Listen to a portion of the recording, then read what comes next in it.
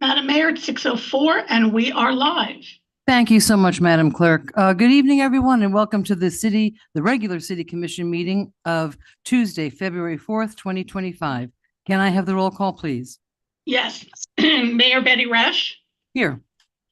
Vice Mayor Sarah Maliga is joining us from Washington, D.C. for the National League of Cities Federal Action Strike Team. She's on Zoom. Well, thank you, Sarah.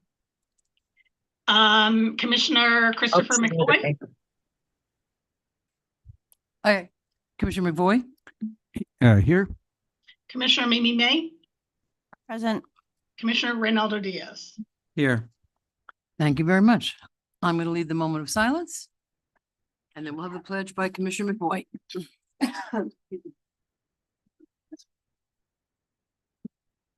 Depending on what belief you have in a higher power or a God or whatever God you worship or the universe that provides for us, up here, we are tasked with making decisions that we feel, after research and thinking about it, are the best decisions for our city. These are difficult and trying times in our country, and I think it's incumbent upon all of us to try to work together, even if we disagree, to remain civil and listen to each other's points. Help us, guide us to make the right decisions. Amen. I pledge allegiance to the flag of the United States of America and to the republic for which it stands, one nation, under God, indivisible, with liberty and justice for all. And I'm going to take a moment. I forgot something. I was going to mention it later, but I want to mention it now. We lost a member of our community this weekend. Richard Guercio passed away quite suddenly over the weekend. He was a member of our community. He was an active member of our community. He was on the finance board. And I just wanted to send our best wishes and our heartfelt sympathy out to his wife, wonderful wife, Michelle, and to his family and friends. So I just wanted to make a note of that, and thank you. Wow. Yeah. Thank you for, wow, I had no idea. All right, Madam Clerk, any additions, deletions, or reordering? I do not have anything, Madam Mayor. Okay. Let me just see something. Okay. Presentations. We have a proclamation declaring February 11th to the 17th, 2025. It's been a long day. 2025 as 201 Awareness Week. I get some sympathy today. Whereas 211 Helpline has answered over 3 million calls since its inception in 1971. Tens of thousands of people continue to reach out to 211 for help each year. And whereas during these challenging times that seem increasingly uncertain, 211's highly trained and accredited staff continue to be the frontline responders available 24/7. And whereas 211 is that central access number where individuals and families, people of all ages and walks of life, can find life-saving crisis support, guidance, and hope. And whereas people have expressed growing struggles with mental and emotional health, addiction, and the ability to meet their basic needs of housing, utility payments, food, and other concerns, 211's caring staff listen to each and every person to provide available resource options and to help them strategize and problem solve. And whereas 211 has specialized advocacy and support programs for the community that include caregiver support, Help Me Grow, elder crisis outreach, and 211's life-saving Sunshine daily calls for lonely and isolated seniors and caregivers. That's a wonderful program. And whereas 211 is also the infrastructure and responder for the 988 Lifeline number and additional support lines that include first responders and My Florida Vet for veterans with peer-to-peer support and assistance for those specialized groups and their families. Now, therefore, I, Betty Resch, Mayor of the City of Lake Worth Beach, Florida, by virtue of the authority vested in me and on behalf of the City Commission, do hereby proclaim February 11th to the 17th, 2025 as 211 Awareness Week in the City of Lake Worth, and urge all citizens to be aware that if they are overwhelmed and in crisis or just need to talk, 211 is available any time of day or night. 211 staff can also provide referrals for mental health counseling, substance abuse, healthcare, employment, food assistance, daycare, support groups, volunteering, VIT, VITA, free income tax preparation, and so much more. Whew. And what do you do in your spare time? In witness whereof, I have here to set my hand and cause the seal of the city of Lake Worth Beach, Florida, to be affixed this 4th day of February, 2025. And I believe we have someone from would you like to say a little words? Come on up. Can you hear me? Okay. I want to thank you, Mayor, for continually supporting our agency with the proclamations. And I know that you guys are supporters of 211. And it's hard to believe that just around the neighborhood, we have our facility and there's somebody there that is most likely on a crisis call at this moment in time. Our staff are there 24/7. Any time of day or night, somebody is in need, they can reach out. Though we normally get about 350 calls on average per day, 12 on average are roughly a suicide crisis. Somebody could be concerned or somebody concerned about themselves. So we are there. Again, I want people to understand the 988 number. We do respond to that locally. So whether they reach out to us with the 211 number or the 988, it's our same trained staff that are handling this region. So just a wonderful program that we want to make sure people know about. I know our proclamation gets a little wordy at the end, but we're doing so many things and we want to make sure that people understand that they can turn to us. We can't solve the housing crisis problem, but we may be able to get them to the food sites, meal assistance, perhaps free healthcare clinics, and mental health providers and other needs. If they have a child with a disability, if they're concerned about growth and developmental delays in their child, we can do those screenings right over the phone. And with our special needs advocate, they can help those families struggling find those services because it's very confusing and overwhelming. We have an elder crisis outreach program. So seniors that are in distress, we can do that one-on-one advocacy with case management. So there's a lot going on. And you mentioned our sunshine calls. Right. I also wanted to mention our caregiver support project. So we'd have a lot of individuals that are caregiving family members. So this is for adult caregivers, caregiving for another adult. We can help find services, provide that emotional support. We can also give those caregivers a sunshine call because they often have no one looking in on them. So they can get that as well. So we're here and I just want to make sure that the community is aware of that. And thank you so much for your efforts in getting that word out. I don't think you introduced yourself. Patrice Schroeder, a community relations specialist for 211 Helpline. I've actually been with the agency. August will be 19 years. So I'm Wow. very much dedicated to what we do. We save lives every day.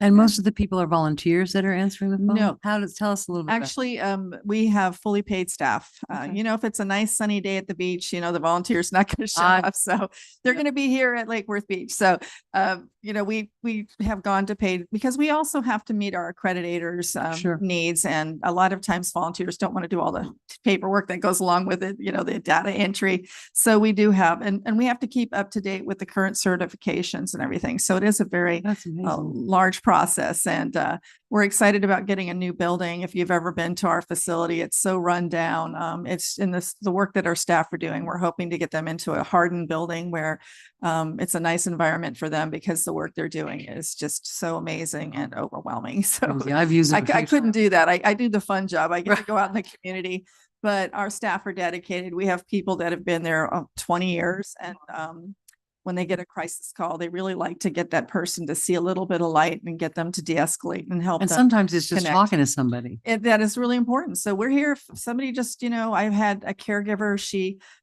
was she had a teenage son with autism. Her husband was a veteran that was in a wheelchair and she thought she was going to lose her job. And she was so stressed out. And I said, just call us. We'll try to round up some resources, but you can just talk about your day, because caregivers are so isolated. Yeah. Yeah. A lot I of want to come times. down and give this Yeah. to you.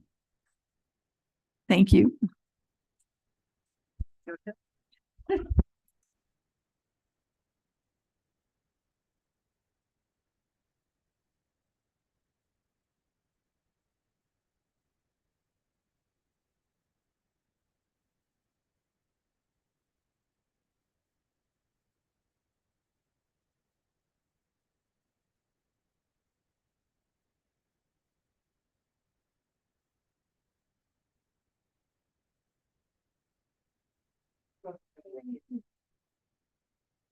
And just to add that quick note, we do look for volunteers for our Sunshine program. That is the one program where we do have volunteers making those calls.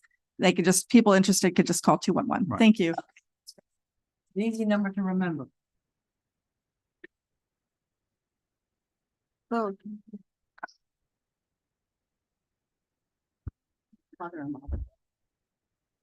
Well, there you go. Well, we have an update on the Street Painting Festival from Tiana. Up Hello. next. Hello. Hi. Oh, there you are. I'm like- right. I thought you was going to be here. I am here. I am here, just sitting. So Tiana McKay, Director of Leisure Services, and I'm joined with Jake Larson, our new Assistant Director to Leisure Services. So we have a presentation for you. And before we get started on the presentation, I'd just like to reconfirm that the Lake Worth Beach Street Painting Festival belongs to the city and its residents. And what we did was we hired an event management company to produce and execute the festival on behalf of the city, which takes the burden off of our city staff. So we're just going to start with a little bit of a timeline. And this was our process to choosing the event management company. And so it's a step-by-step. First, we started with our invitation to bid and put out a request for proposals. RFPs are advertised on the bids and tenders, and they're also advertised in the Sunday paper and Palm Beach Post, and it was promoted in our city social media accounts. Then we went into a question deadline, August 27th. The bid closing was September 11th. And then we had a evaluation committee meeting, which was a public meeting. Anyone could attend, where we went through the 2 RFP proposals, and there was 3 city staff. And then that was at 2:00 on October 1st. And later that day, we issued the intent to award. Then we went into contract negotiation with our city lawyers and the Sunfest lawyers, and then we came to the contract. So that brought us to where we are today. So first wanted to go through the 2024 expenses and what did it cost to produce this festival in 2024. Please note that these numbers are expenses only. This does not include the city costs, staffing cost. We broke them up into categories so that we could compare easily with what was presented in the Sunfest RFP. So we have city expenses for 2024 festival, artist programming, which includes the artist travel and lodging, artist supplies, artist coordination was $72,650. We also then have event production, which is your bands and all the satellite stages and the lighting. That was $19,600. Event operation, which is your safety, security, transportation, the shuttles, information signage, and rental supplies was $98,587. And then marketing and sponsorship, which was a sponsorship consulting, promotional items, photography, was $16,006. So total city expenses in 2024 were $206,843. And that does not include overtime for staff That does not. We are going to get to that though. So this is just or the toll on the staff. we're going to get to that too. So that was just the expenses. So the next slide shows you a comparison with what it costs the city to produce compared to what Sunfest presented in their RFP. And that RFP that we went through, as I mentioned, was what city staff based their scoring decision on, which was their budget that was presented to us to produce the festival, which is these numbers. So artist programming compared to the city, they were $80,400. Entertainment production, they said $33,500. Event operation was $99,322, which is very close to what it cost in 2024 for the city. And marketing and sponsorship, which was $8,500. So their total, which does not include staffing, was $221,722. Now we're going to look at the staffing costs. So we did our best to work with finance, our colleagues at finance, to pull the hours from that exact weekend and estimated our pre-planning staff. So leisure services staff, public works staff, they weren't tracking their hours, but we did our best just from our historical knowledge of producing festivals, what it may have taken. So, but we were conservative with that. So we do estimate that it was probably more than this, but for this purpose of this, we have Lake Worth Beach staffing costs was $106,661. And the Sunfest proposal, their production management fee, which is their staffing fee, is $49,500. So now we're going to look at what the total costs are with the expenses and the staffing in a comparable chart, which is Lake Worth Beach 2024 was $313,500. And Sunfest Inc. was what the proposal that we signed the contract for, $271,222. So what did the city budget the street for the street painting festival over the last few years? In 2022, 2023, 2024, and this year, 2025, it has remained consistent at 300,000. But you'll notice that the budget was 300,000 last year, and we would have went over due to staffing costs. So a quick look at our expenses over the years. We did not estimate the staffing costs for 2022 or 2023 for the purposes of this presentation and timing, but we can assume that it's probably similar, if not more. That first year was probably quite higher due to learning curve.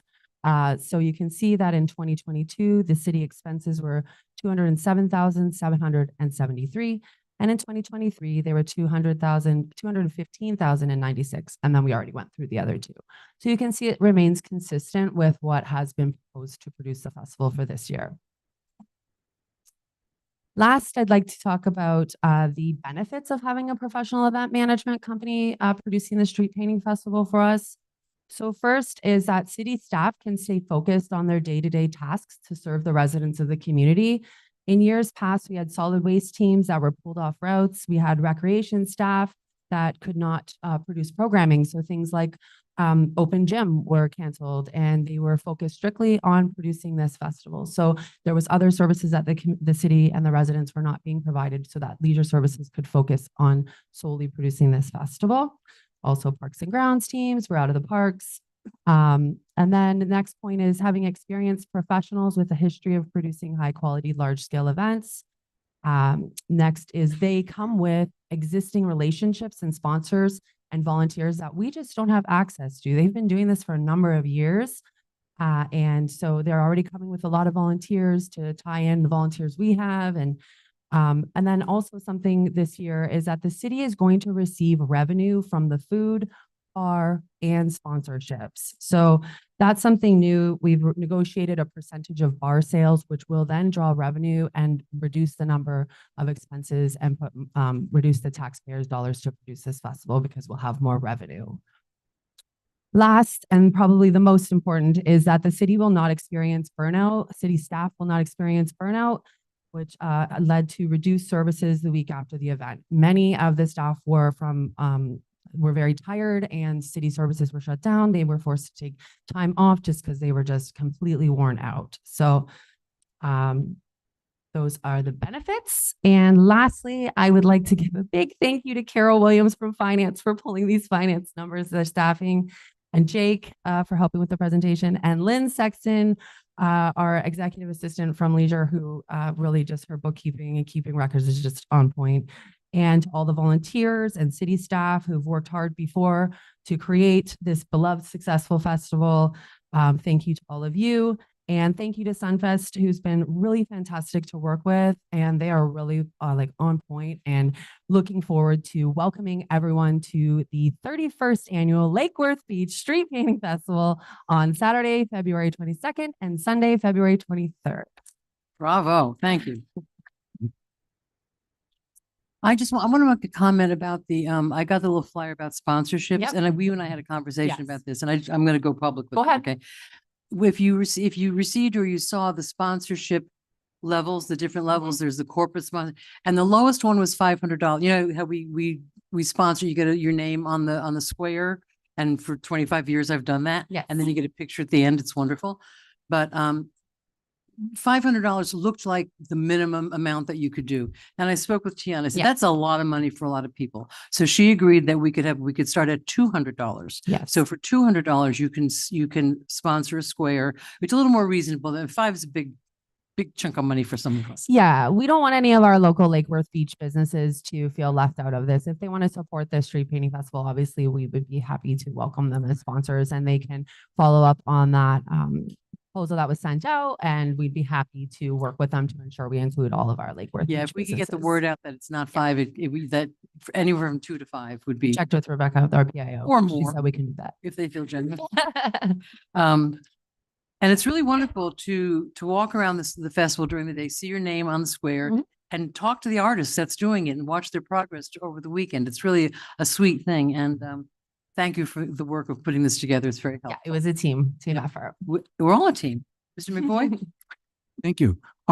Just two things. Mhm. One was I noticed that in one of the slides a ways back that the staffing cost for when we did it, and obviously estimated, but Yes. it might be higher, but it probably won't be lower, was around 100,000. And what Sunfest was proposing was about half that, around 50,000. Mhm. My question only is, I hope that they're not paying their employees half the rate that we pay ours. But so I'm curious, how are they making that work? Can you shed any light on that? I can, yes. They do have existing relationships with vendors that they are working with to produce things. Also, they're event professionals. So event professional is a professional in their field. They're handling, one of them might be handling a lot more than what multiple different staff can handle at the same time. As well, they have a really strong volunteer base who is very excited to be participating and helping us produce our festival. So they're also leaning on a lot of volunteers for things where we may have been paying staff to do certain things like block captains or things like that. That makes a lot of sense. Thank you for that explanation. I had one other request.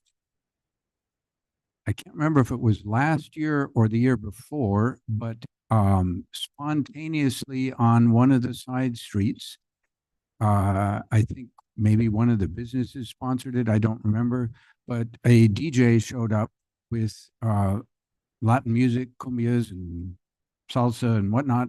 And that whole street got really lively. Okay. And I think eventually it got sort of shut down, but it really added to, because it was a side street, so they weren't dancing on anybody's drawings. But people were there and scene was lively. So that's my 2-cent plug. It built some atmosphere, created some atmosphere. Maybe they should contact Sunfest. Yeah, that I would be hate that great. name. They've If got to there's change anyone the listening name. that was producing that little pop-up, please reach out to us. Next year, they have to operate under a different name because everyone thinks we're having Sunfest. I know. Miss May? Thank you. And I wanted to thank you for your research and your data. And just one question.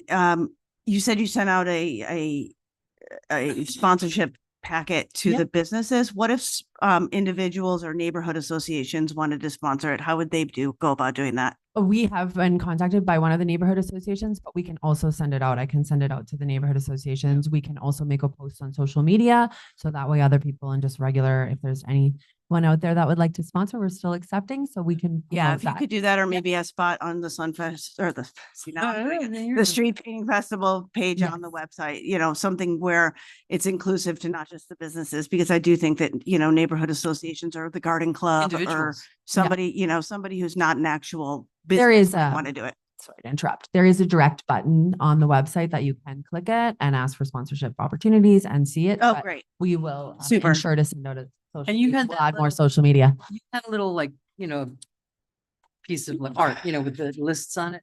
Maybe you could share that with us on our emails and we could get it on Facebook. Okay. Thank you. Anybody else? We're as a commission, we're chipping in to do a square again, right? Just want to. I hope so. Are we? Yeah. Motion to chip in and do a square this year. If Do we I have- haven't decided already, I just. Do wanted I to have a bring that second? up. Do you have a second? Yeah. Yeah. So. All in more favor? consensus. Aye. Aye. Okay. Sarah? Thank you. You have to remember that Sarah's up there. Thank you. Because All I right. think last Thanks year we very much. waited to wait. Yeah, we don't wanna last wait too minute, long. Yeah. Okay. Yeah, we were too late. It's funny. Noted. When Mary Ann Weber first came up here with Aaron Allen, that was the seat I was sitting in. And that's when it started. And it's like so cool that 31 years later, it's still going strong. And we'll be on channel 25. Was it 25? What was it? Which interview Monday? Oh, the Monday one was, WFLX. WFLX. They're gonna have little spots about it. Thank you very much. I appreciate Thank it. you. Okay, up next. Public participation of non-agenda items and consent agenda.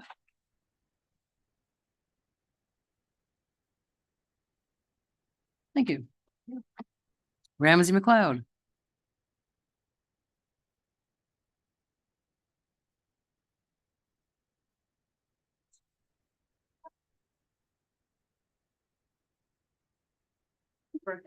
Happy birthday, Ramsey McLeod. All right, we Get have to outed. do this. We have to do this. No, we do We're not. not singing? All we're right, not happy singing. birthday.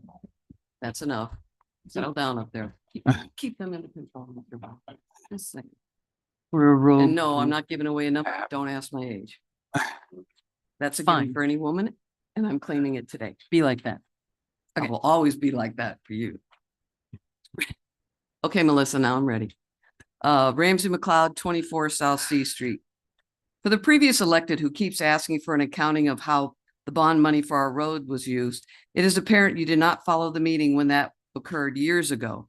As a result of that, Public Works now has a fund established to enable them to maintenance the roads that were rebuilt and will not require a bond to redo them sometime in the near future. The continual complaint that all the roads weren't fixed is something you knew was a reality when the bond issue passed. Therefore, an assessment was done to determine which roads were the worst, and those became the priority. I would recommend you submit a FOIA request to the city clerk for the details. Potholes.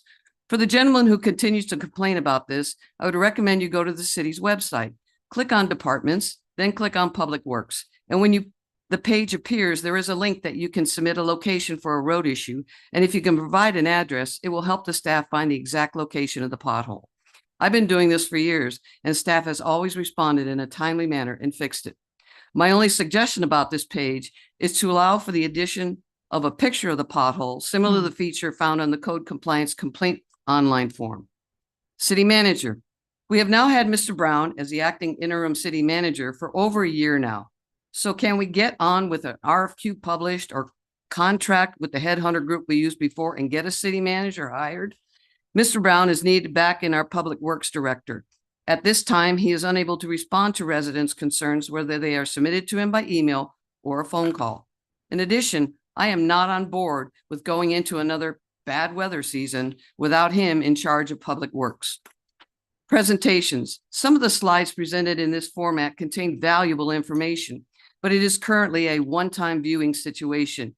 You can only view it when presented or view it via our YouTube channel, which makes it difficult for residents to print out a particular slide containing valuable information such as stats, contact information, resources, etc.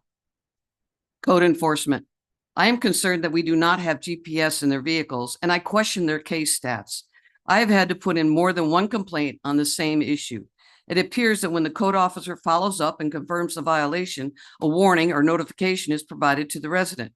In one instance, a case was never recorded and the resident was compliant for a very short period of time and then went right back to being in violation.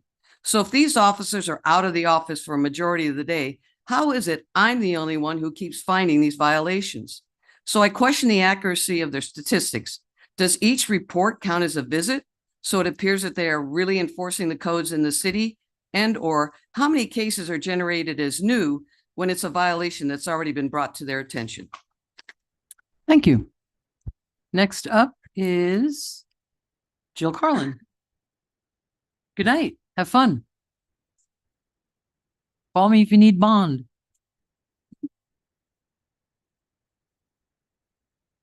And after Jill Carlin, Catherine Kohlmeyer, and then Michael McLeod.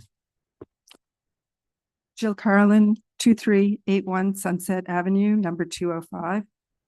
I wanted to thank all of you and the mayor for helping us in the Rollo Neighborhood Association with thwarting the development of 42 townhomes. Thank you so much.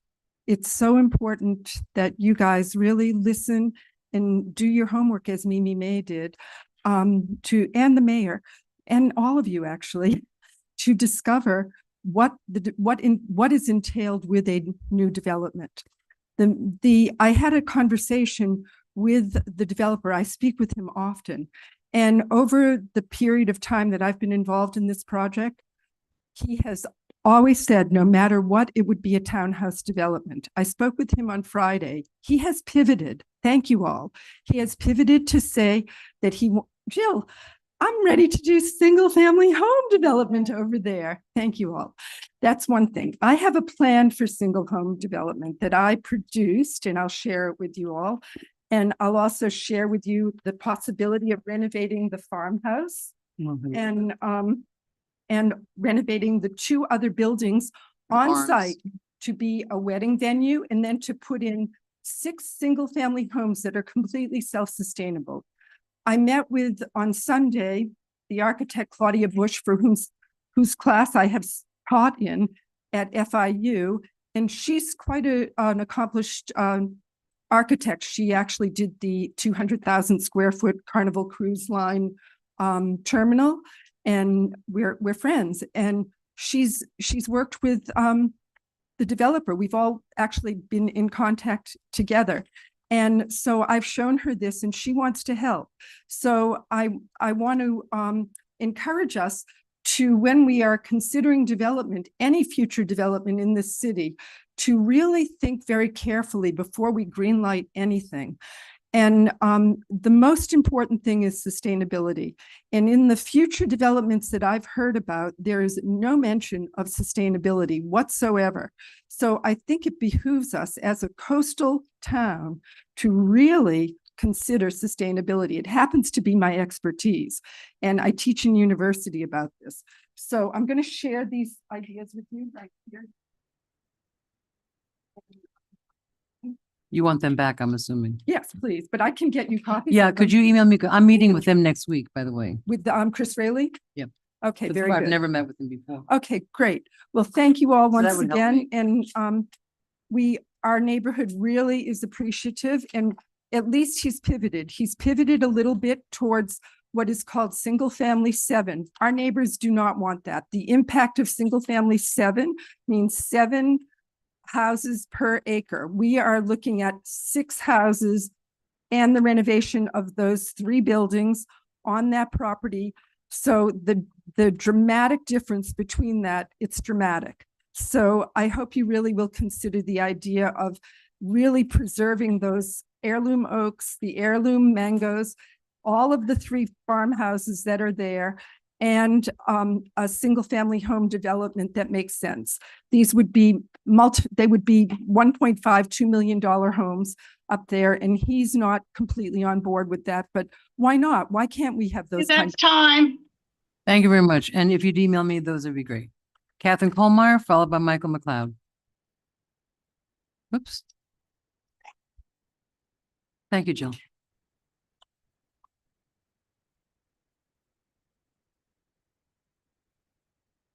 Catherine Kohlmeyer, 503 First Avenue South. This is about communication and what constitutes public participation. In October, I emailed the Commission expressing some concerns about the W Moda project. The Mayor and Commissioner May did not respond, but Commissioner Malega replied that she could not imagine what more any developer could do to involve the public, and that she has, in quotes, come to the realization that there is simply no project that will make certain citizens happy or supportive, especially if a world-class museum with art classes for youth and seniors won't get their support. I would be so happy for some smart, financially solvent, incremental development in Lake Worth. I would be so happy. Being allowed to make a 2-minute comment that elicits no dialogue and which receives no answers to pertinent questions is not enough when such a large investment is at stake. At the last meeting where questions were actually addressed, the parking garage was off the table, the number of apartments was lesser by 1/3, and the total extent of the city's investment was undefined. What more a developer and a city can do is to hold meetings where an actual dialogue can happen with all the figures clearly available, where verification concerning estimates, such as the number of expected visitors, is shown, and where responses and adjustments are possible. I would expect a smart commission to welcome public concerns and to want to take the time to make any project the best it can for the city and not just for the developer. Thank you. Thank you. Michael McLeod, followed by Ginny Powell. And then on deck is Cliff Cole, the other half of the call, Mr. Kohlmeyer, and then Todd. Michael McLeod. Michael McLeod, calling once, calling twice.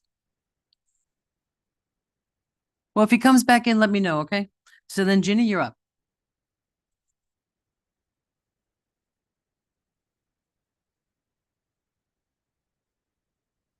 I don't know what it's about, so. And we appreciate that. Don't kill the messenger.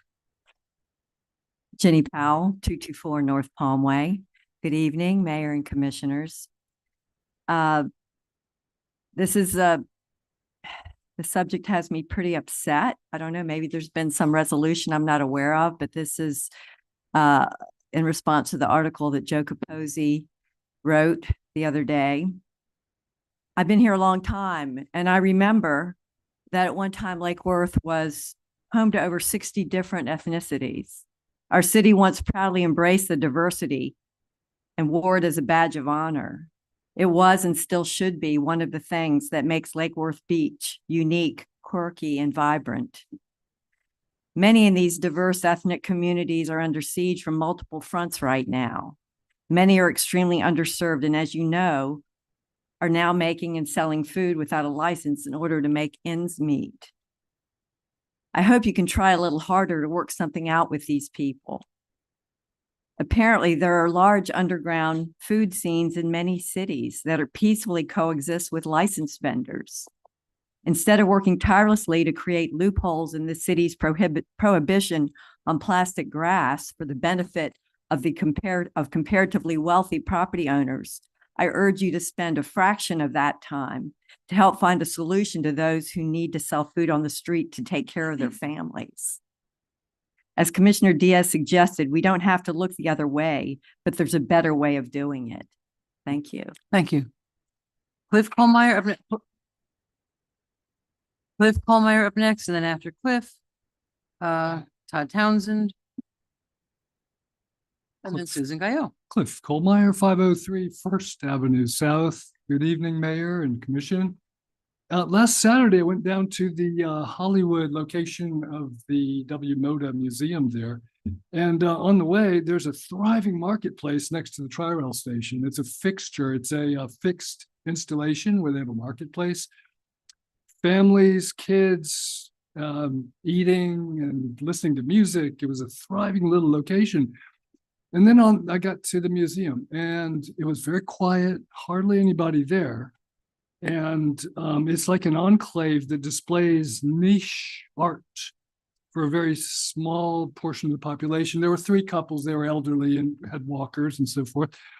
But it displays conspicuous wealth of the art collector of the museum. And I just don't see how that would fit downtown. But several questions came to mind when I went there. Like, I think you guys should consider this if you could. Is it realistic to project 50,000 annual visitors to this location and generating enough tax after we give 10 years of a tax abatement, something like $12 million infrastructure and so forth? It's going to be a heavy burden for us. And our tax dollars are very vital to this community. We've got roads to repair and so forth. Rather than subsidize one large-scale private enterprise with a questionable return on investment, shouldn't tax dollars be used to promote small and medium-sized businesses, other, local people? Tonight, you'll be voting on the Arts Alley extension, which assumes that the 3-story parking garage on K Street is necessary. And it assumes that will be approved later this month. It may not be, because it's very unpopular from what I've seen online. A lot of people question the need for that and the wisdom of a 3-story parking garage.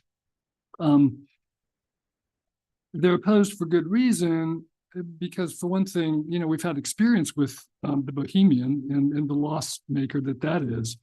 Since there hasn't been another charrette, though, public discourse has been devolved into petty skirmishes on social media. We need more interactive debate, maybe another charrette.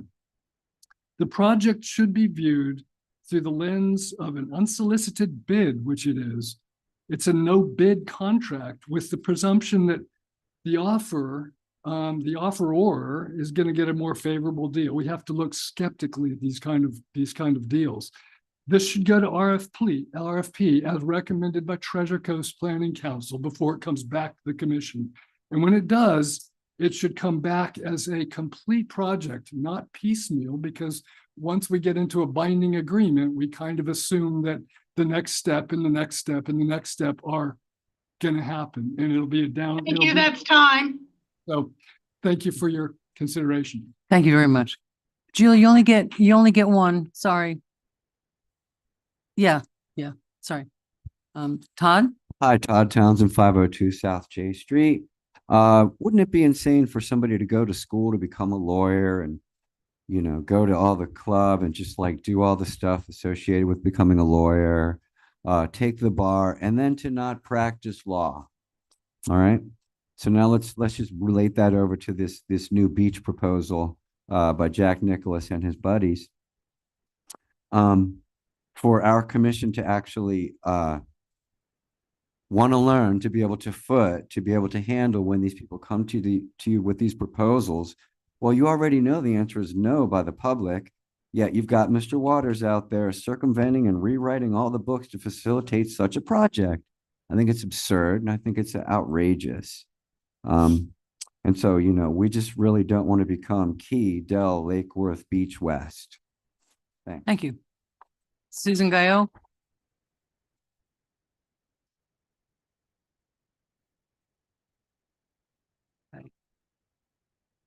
Mayor Commission. Good evening. I'm Susan Guillot. My address is 131 North Gulfview. When I first heard about WMODA, I was at the street festival and they had a little table and I was very impressed. And I thought, wow, this is very cool development I can get behind. But I think it's kind of morphed into something different than what they originally presented. At the city's request, Treasure Coast Regional Planning Council produced a report on the best way to develop the L&M Street parcels owned by CRA. They hosted a high-quality charrette, which many of us attended in good faith. They recommended that the CRA put out an RFP, this time to include design elements from the city's master plan, and then advised against a multi-story parking garage. Then came an unsolicited proposal from the Wiener Museum, and Treasure Coast report was set aside to focus on a shiny new thing, a private art collection with Shahili glass. It would bring 50,000 people a year to Lake Worth and raise tax dollars. But will it really? The garage will cost at least $7.5 million in capital outlay, plus an ongoing maintenance, which we know about from Bohemian. People won't use it while free parking is still available. And the land alone between L&M and streets is worth much more than the $4.5 million we paid for it 6 years ago. It's fair to ask whether these valuable tax dollars are really needed by Mr. Wiener, a wealthy New York developer. And would our tax dollars be better invested in promoting local businesses with incremental development? Instead of awarding any no-bid contract to this developer, let's have WMODA participate in a competitive RFP. At the very least, the project in its entirety should come before the public in open forum before being voted on. Thank you. Thank you. Has Michael McLeod rejoined us? Michael McLeod? Okay, sorry, he didn't stay. Okay. What? That was the last one. Is it? Okay. Okay, thank you. Now we are up to the consent agenda. Do I have a motion? I think we have the minutes first. No, consent agenda comes first. No, he's right. Approval of Public minutes. participation, non-agenda items, and consent agenda. Right here. Oh, There. Oh, hang on. Well, then they shouldn't put and consent agenda. Oh, from agenda item? Yep. It's WMODA contract. Well, but if it's about WMODA, we have two items on the agenda regarding it, so. Okay, thank you. Okey doke, so, approval of minutes from January 9th. Motion to approve the minutes. second. All in favor? Aye. Thank you. Aye. Thank you. Now we have to change it because it says agenda items and consent agenda. They should approval of Yeah, you're minutes. right. Madam Consent- Mayor? Yes, ma'am. So it's public participation of non-agenda items and consent agenda. Oh, Because you don't discuss the consent agenda, public participation is allowed on the consent agenda. Now I know why you always do consent agenda before approval of minutes. So, but it has nothing to do with approving the consent agenda. It's for public comment. I appreciate that. It's all in the interpretation. So we have approved the minutes. Now the consent agenda. Do I have a motion? Motion to approve the consent agenda. Do I have a second? Second. All in favor? Aye. Okay, thank you. All right. Unfinished business. A, long-term maintenance agreement with WMODA. Let's get to our page. Motion to approve. Do I have a second? Second. Thank you. Okay, public, is there going to be a, Good evening, Madam Mayor. good evening, sir. I was gonna ask. Madam Clerk, can you put up that slide of the art walk? It was number 1. Sure. Let me just get the WMODA I was people doing that. here. And this is just from the presentation that was given on the October 6th joint meeting between the city and the CRA of the casino building. So we obviously have 2 items on tonight's agenda. This first one is the long-term maintenance agreement with the Arts Alley. And basically what that is and she's going to put up just a plan view in a second here. It's the alleyway, the east-west alleyway that is directly behind the proposed site of the WMODA Museum between L and M. So when we're talking about the actual Arts Alley itself, that's what we're talking about in between L and M. When we talk about the Arts Alley extension, that's actually between K and L, 1 block west of. So those are the actual locations. As you read in the actual agenda item itself, this is a long-term maintenance agreement with the WMODA taking care of the maintenance and everything of the actual portion directly behind their facility. The city would then, after built, take care of the maintenance behind the block to the west of there. A lot of moving parts in this, as there are many of these agreements. There's been a lot of back and forth between obviously the city, our attorney, CRA, their attorney, WMODA representation, their attorney. We do have Assistant City Manager Troy Perry here as well, who wrote both of the items for tonight's agenda. We've got our city attorney, Christy Gatto, who basically wrote a lot of these agreements, has been intimately involved. We also have Joan Oliva, Executive Director of the CRA here as well. And on the line, there should be Renee as well as some others from representing WMODA. So we have a lot of people here to answer any questions. I know I've heard a lot of questions going around. So we are here to answer questions on how this is going to work. Thank you. Absolutely. Thank you. Okay, great. No, Mr. McCoy? I do have comments, I've written them out to keep them as short as I can, but I would like to not be interrupted if I could. At previous votes considering a downtown project on L&M area, the commission and the public were assured we would have more opportunities to comment and vote. This is one of those opportunities. Who in this community has seen a clear 1-page accounting of all the public monies that we are being asked to give to a private New York developer? When I total it up, I see a $15 million to $20 million bill. As the mayor likes to say, that's a lot of money. How did we get here? A while back, there was an uproar in our community as several large block proposals were made for the L&M area. No one felt that they fit our downtown. The CRA wisely backtracked and brought in professionals from the Treasure Coast Regional Planning Council. A widely acclaimed public charrette was held. The Planning Council put together a well-regarded downtown master plan.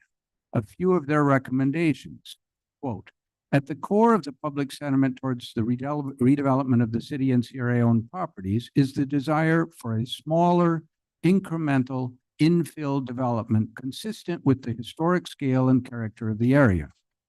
Given that it is the Old Town Historic District, these sensitivities are understandable and warranted, unquote.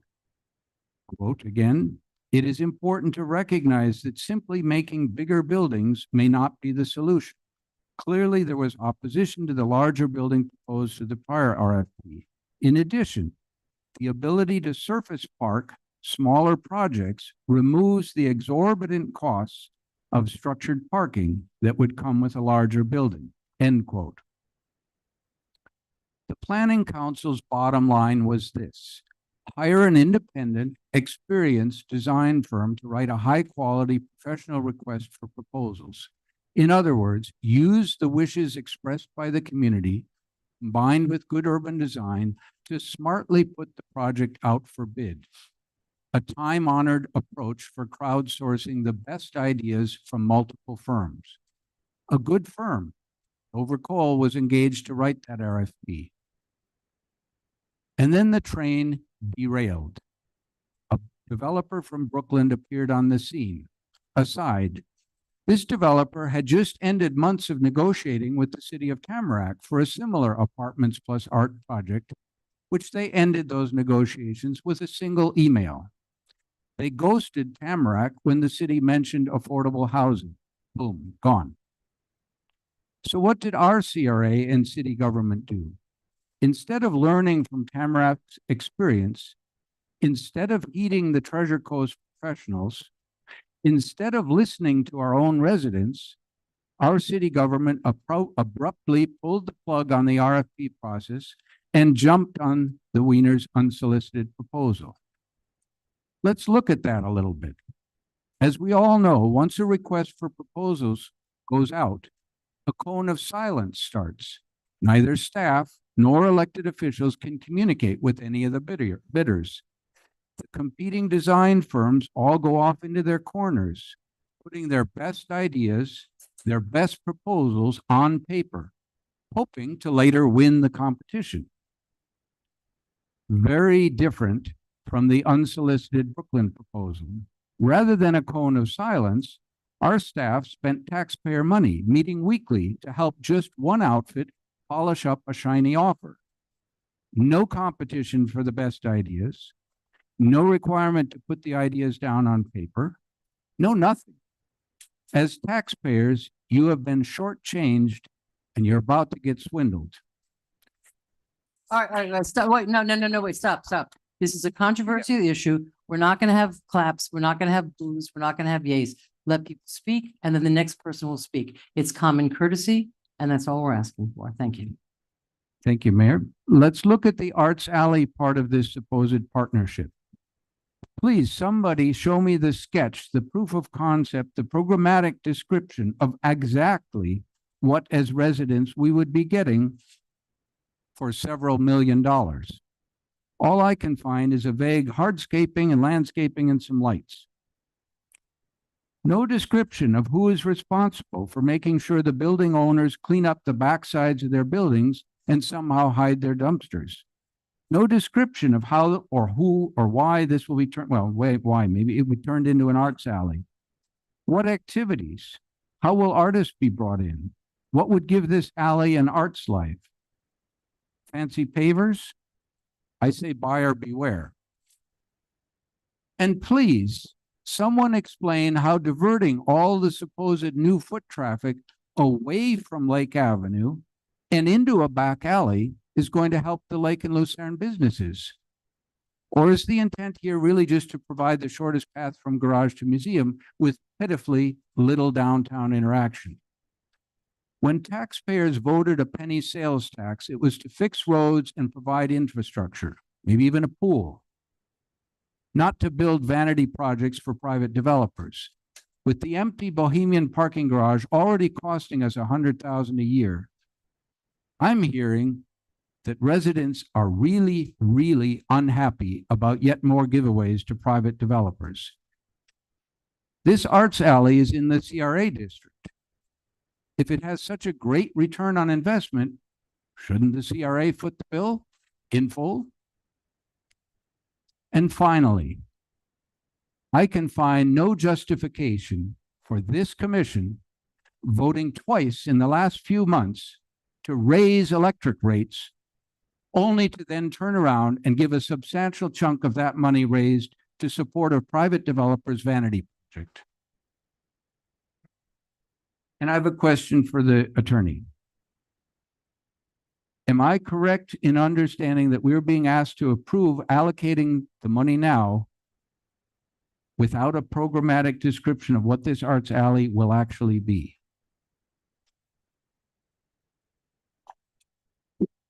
Madam Mayor, may I respond? Thank you. All right, so the way this agreement for the long-term maintenance was drafted, is the time frame for the arts alley to be constructed will not even kick in until after the developer obtains all of their entitlements.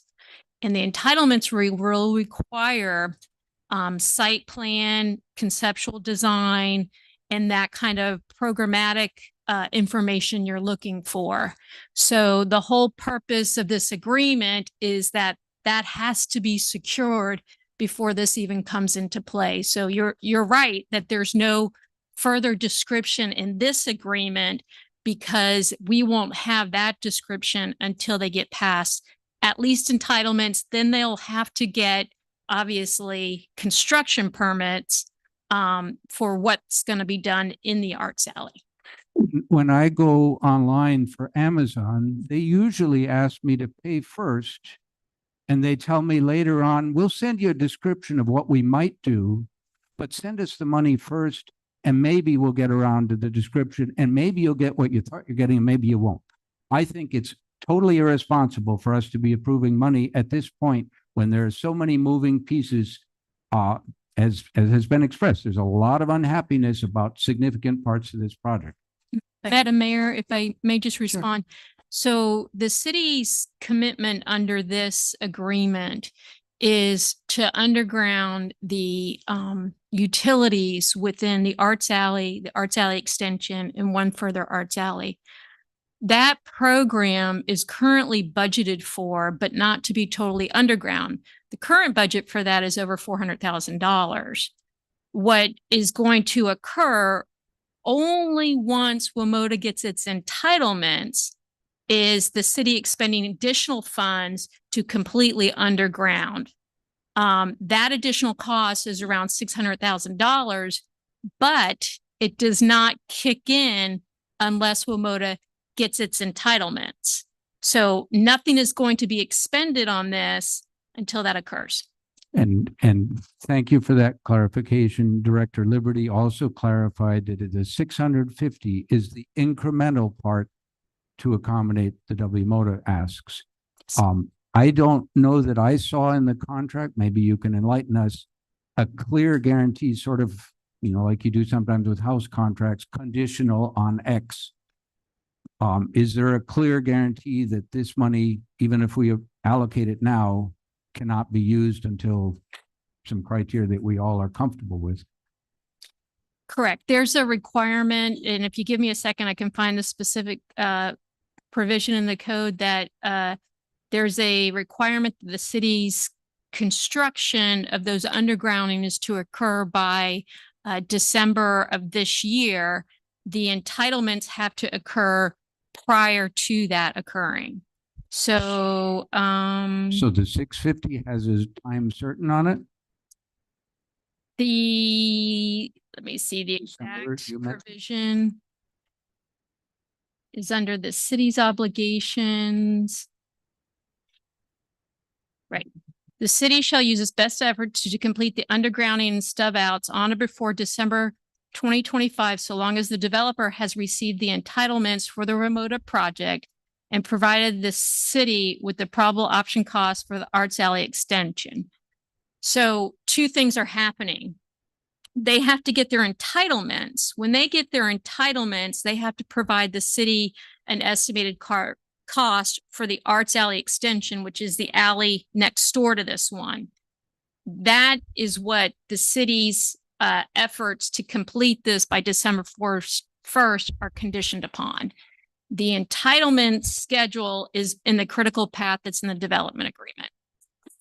And I believe Renee or perhaps Joan can speak to the exact date for entitlements.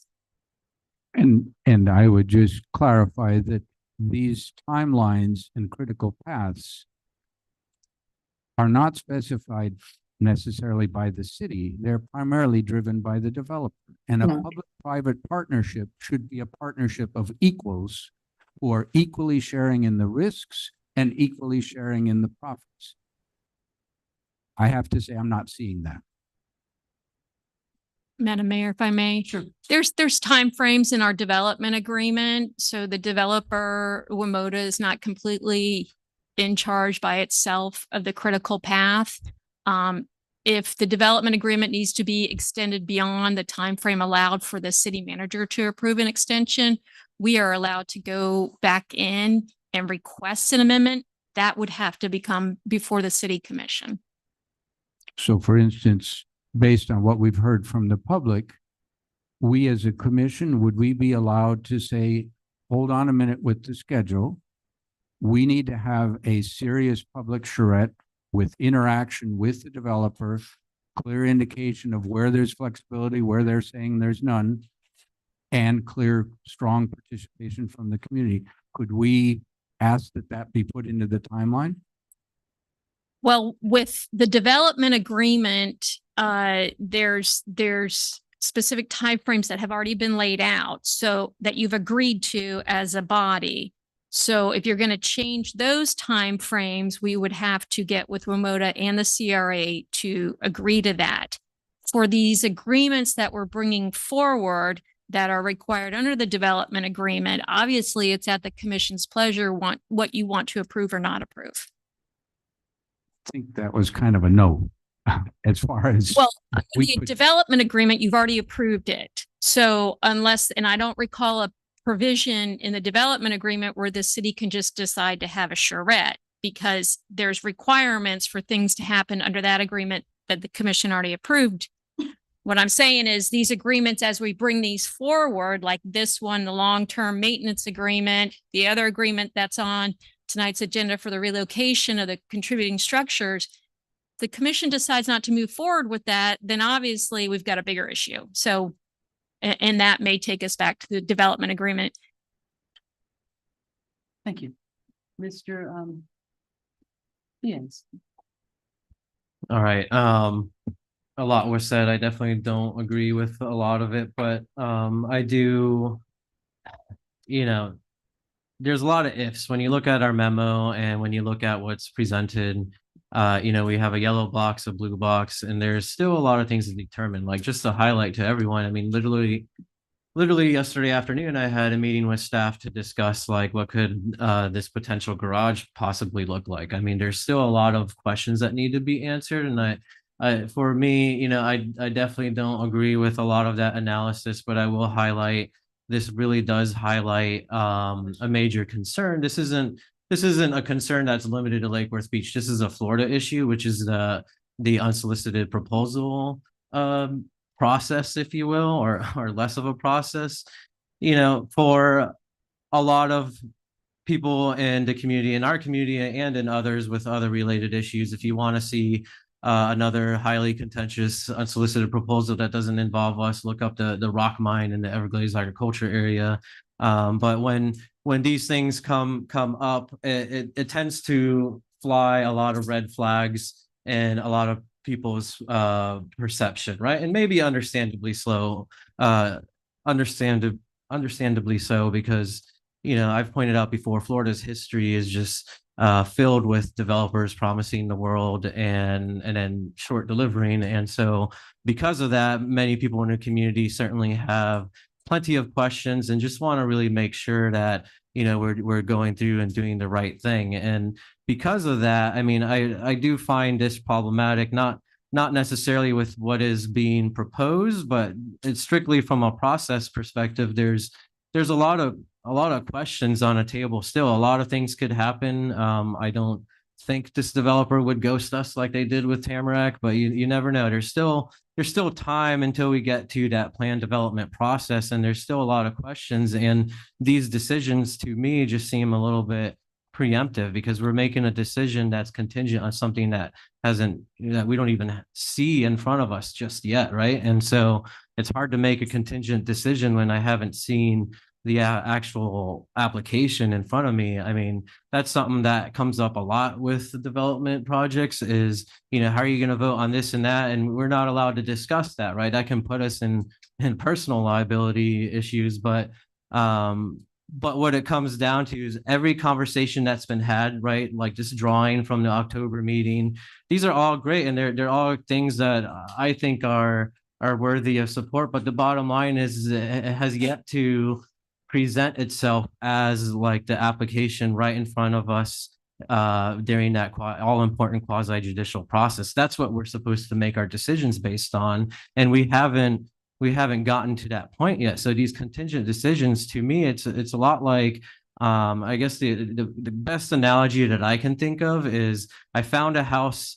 I really like it. I really want to buy it. Maybe I throw down some money to get the process going, but I haven't gotten my closing document. Am I going to go sign a contract with a contractor to build a fence on that property? No, I'm probably going to wait until I have everything right in front of me to make sure I get, all the information available so I can make an appropriate decision. So to me, my conclusion is very different. My analysis is very different. I'm not necessarily against what has been discussed, but to me, it's just a little preemptive. I think we need more information. I mean, how much, this is maybe a Mr. Waters question, like how much time do we expect to see this, the full-fledged application with all the details, all the draft contracts and things like that? For the record, William Waters, Community Sustainability Director. We've had what we call an internal concierge review. They've done a preliminary submission of some items for staff at the various departments that are involved to give some feedback on where there's some challenges, constraints, as an example, where to locate the transformers. I believe under the critical path, we do anticipate an application to be submitted in March or at the latest April. And that review process under state statute has to be completed within 180 days. So I think the goal, if we stay where I think we're at, we will have a preservation board meeting, which follows a public neighborhood meeting in June or July. And then it will come to the commission toward the end of the fiscal year. Great. So right now it's in the, you're kicking drafts back and forth, basically is what's happening. Well, and we're kicking drafts back and forth. We're looking at the conceptual site plan. They're still working on the architecture. We've had some preliminary discussions, given some feedback. I just sent an email today that summarized your thoughts on parking garage elements that are appropriate. And I forwarded that before I ran out of here to go take care of the dogs. So they have that information, which was pending. And these will be two separate applications. So we couldn't figure out, at least I couldn't figure out how to run them concurrently because the parking garage will be under a public ownership of the city. And under our charter, we can't transfer, do a number of things with that property. So that's going to come as an entitlement of its own.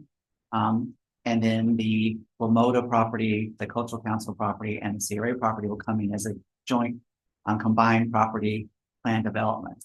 That goes through the process that will eventually come to you. But there will be at least, after the entitlement application is submitted, at least 4 opportunities for the public to speak about the project.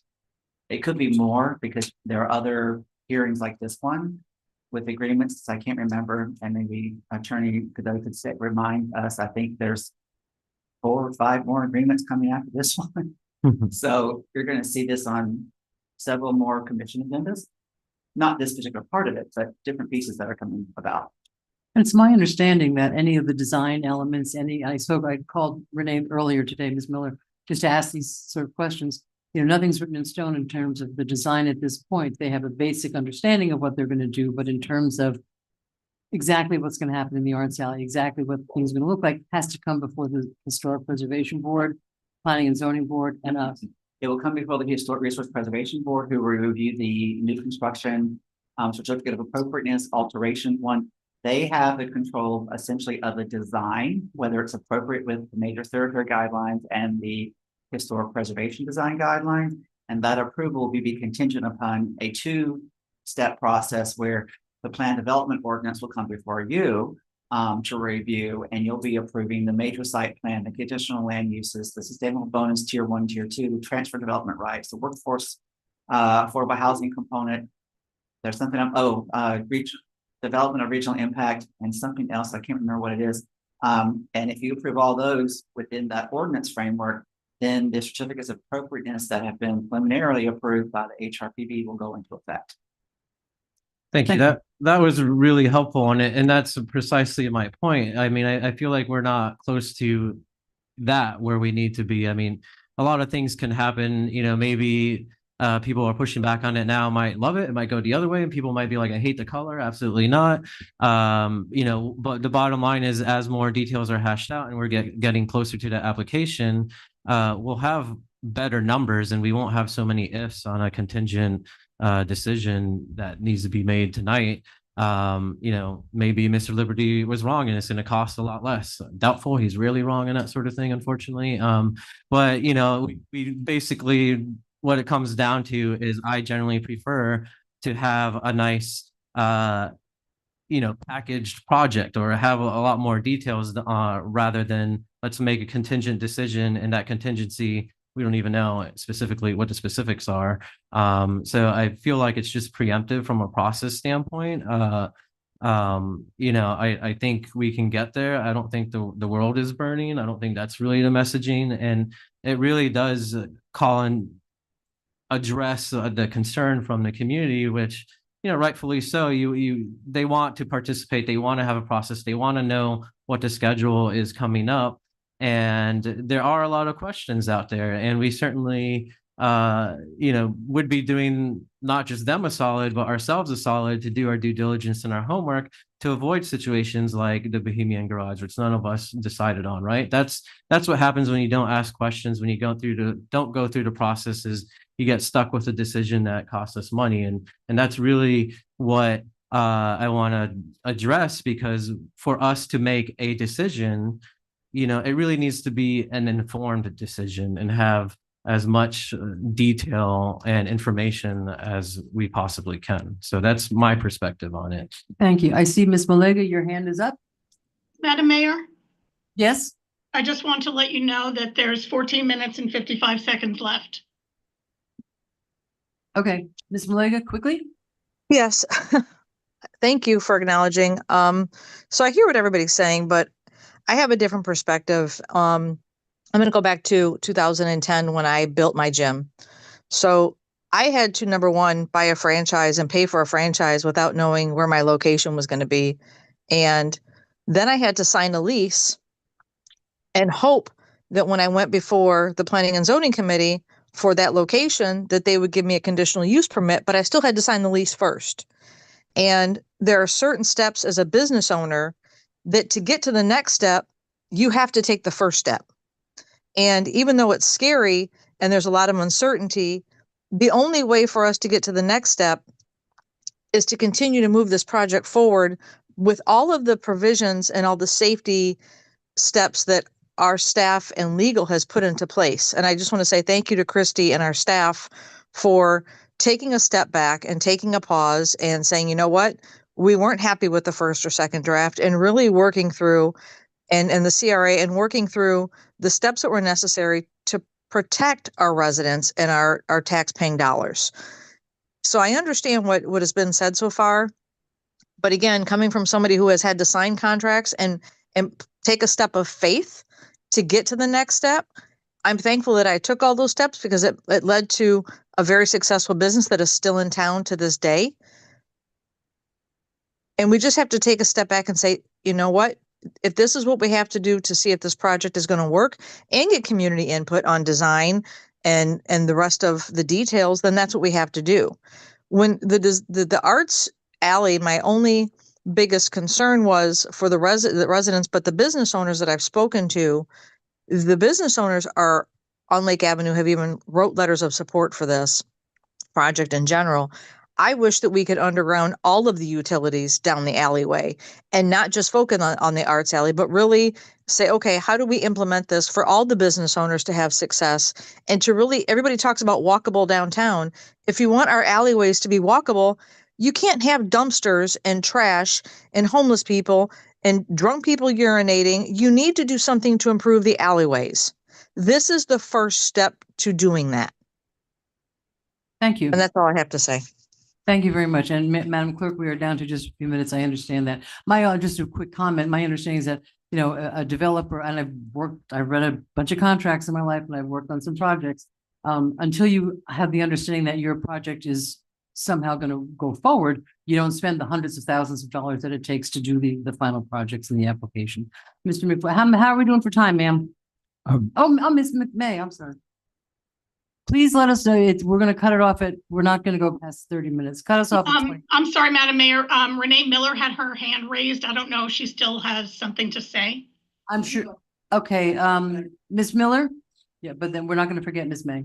No, please not. Ms. Miller, you're up. Thank you, Madam Mayor. I appreciate being recognized. Good evening. And I'm glad that I have a moment to just clarify a few things. First, let me say that to speak to the understandable concern about passing a contract at this point in time, I want to clarify the reasoning why, as a team, we came up with a critical path that all three parties agreed to and worked on and came up with together in order to get to where we are today. But as a team, your team wanted to ensure, as well as we did, that the city was protected as we were going through this process. And so the reasoning why these agreements are coming to you now is so that it was clear what the developer's obligations would be from day one. Every single one of these agreements that you are going to see before you this evening are contingent upon us going through the very same process that any developer who is seeking to build in the city of Lake Worth Beach must go through.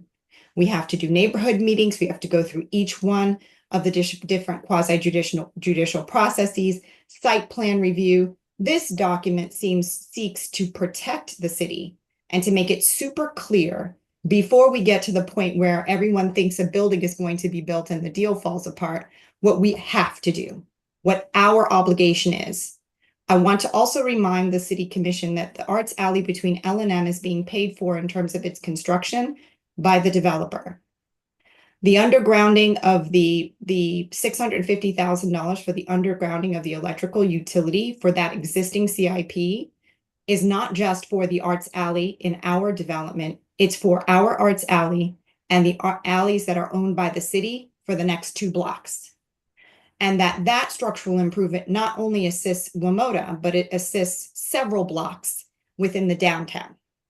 So I want to make sure that I'm expressing that piece as well. So there are provisions in here that your staff made sure was there.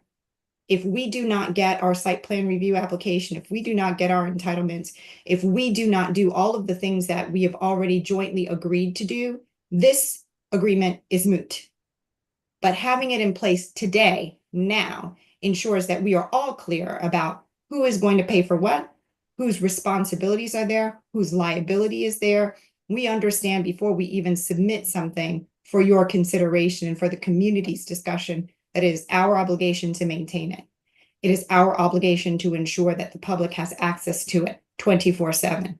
It is our obligation to ensure that we have the proper insurances. All of those things are in this document, and all of those things will be incorporated into our ultimate development order. So I believe that doing this at this time protects all parties through this process and clarifies anything that could happen between now and then. So hopefully that gives a little bit of perspective as you consider tonight. I want to thank you very much, Madam Mayor, for just allowing me to clarify a couple of those points. Thank you, Ms. Miller. Oh, Ms. I'm May? sorry, Madam Mayor. I also did not, I forgot to mention that we are also designing the Arts Alley extension for the city and providing a probable cost for that portion should the city want to move forward with that as a part of this contract. Thank you. Thank you very much. Ms. May? Madam Clerk, how are we doing for time for us? 11 minutes, 45 seconds. Okay, you've got a little time. I have a little time. That's okay. Thank you. I want to thank everybody who has the questions tonight. One of the things I wanted to point out is that when the city received the initial, Christy, can you correct me if I'm wrong, when we received the first agreement from WMODA and the CRA, you took that agreement and you went through it, and I've watched the document go from their version all the way up to the version that it is today. Can you tell us in good faith that you have worked on our benefit, on the city's benefit, to make sure that the city is making a good choice here. Madam Mayor, if I may respond. Sure. When we first got this, I think some of the discussion tonight that has come from Commissioner McBoy and Commissioner Diaz about the timing of everything. When I first got this, I did a lot of redrafting because I too was like, well, wait a minute, how do we get to the long-term maintenance if we don't even know what's going to be in it and things like that? And so my first response was actually longer than what it worked out to, because I wanted to lay out how we got there. But then with our team, with William Waters, with WMODA's team and the CRA team, we talked about the fact that, well, we got to go through all these entitlements, all these hearings, the public meetings to get to that point where that detail will be flushed out. So I became more comfortable with sort of getting it to the point where it really is supposed to just address the obligations at long-term maintenance. Right. And it does seem a little bit cart before the horse type of thing. I agree with that. But it was to, and as the manager has said, there's about 10 different agreements that fall out of the development agreement to make this entire project work. So this is but one of them to address how we're going to deal with this Arts Alley once it's actually constructed, potentially the Arts Alley extension. Thank you. Okay, thank you. And I like the fact that Renee pointed out that it's not just WMODA that's going to benefit from the undergrounding of the utilities. That's going to go a couple blocks further, and that does, the plan was to redo the utilities back there, and to underground them makes more sense anyway. It's more reliable, and it's part of our SHIP plan, right? The second thing I wanted to really make sure that people understand, and I'm going to have Director Liberty, if I may, clarify.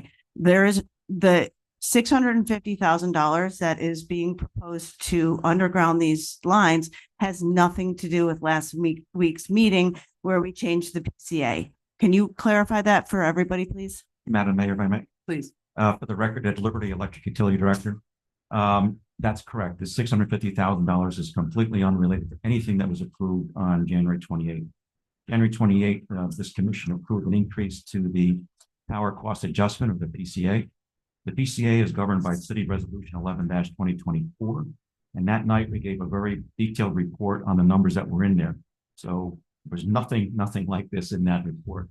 So if we look at the types of things that are allowed to be paid for, out of the PCA, they include the bill to OUC for a supplemental power and capacity, the bill for the FMPA Stanton project, the bill for FPL transmission, that's what gets the power here, bill for our own fuel, bill for solar power, and that is it. We are limited by the resolution to what we can put in there.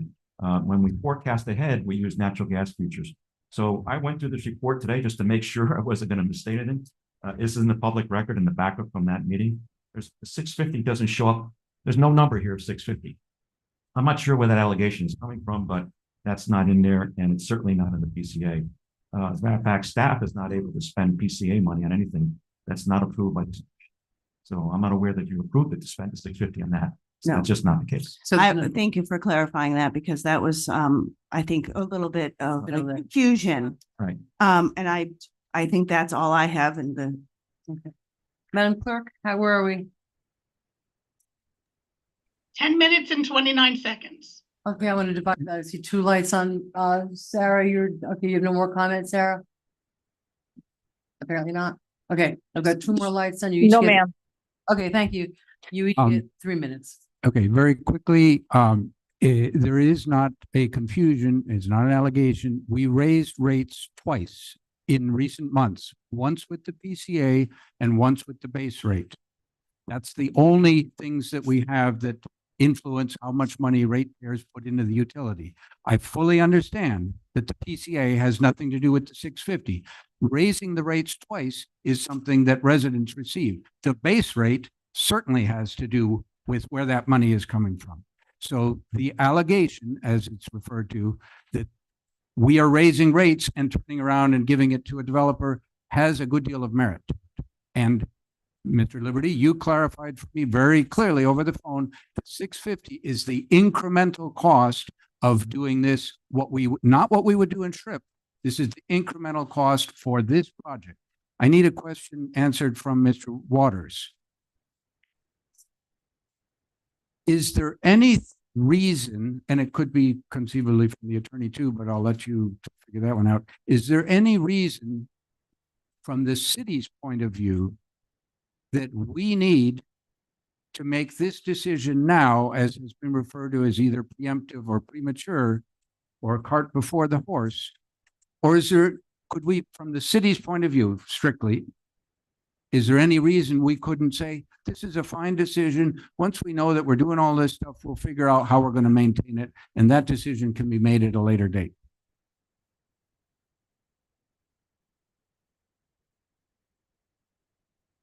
I'm just going over in my head what's all in the agreement.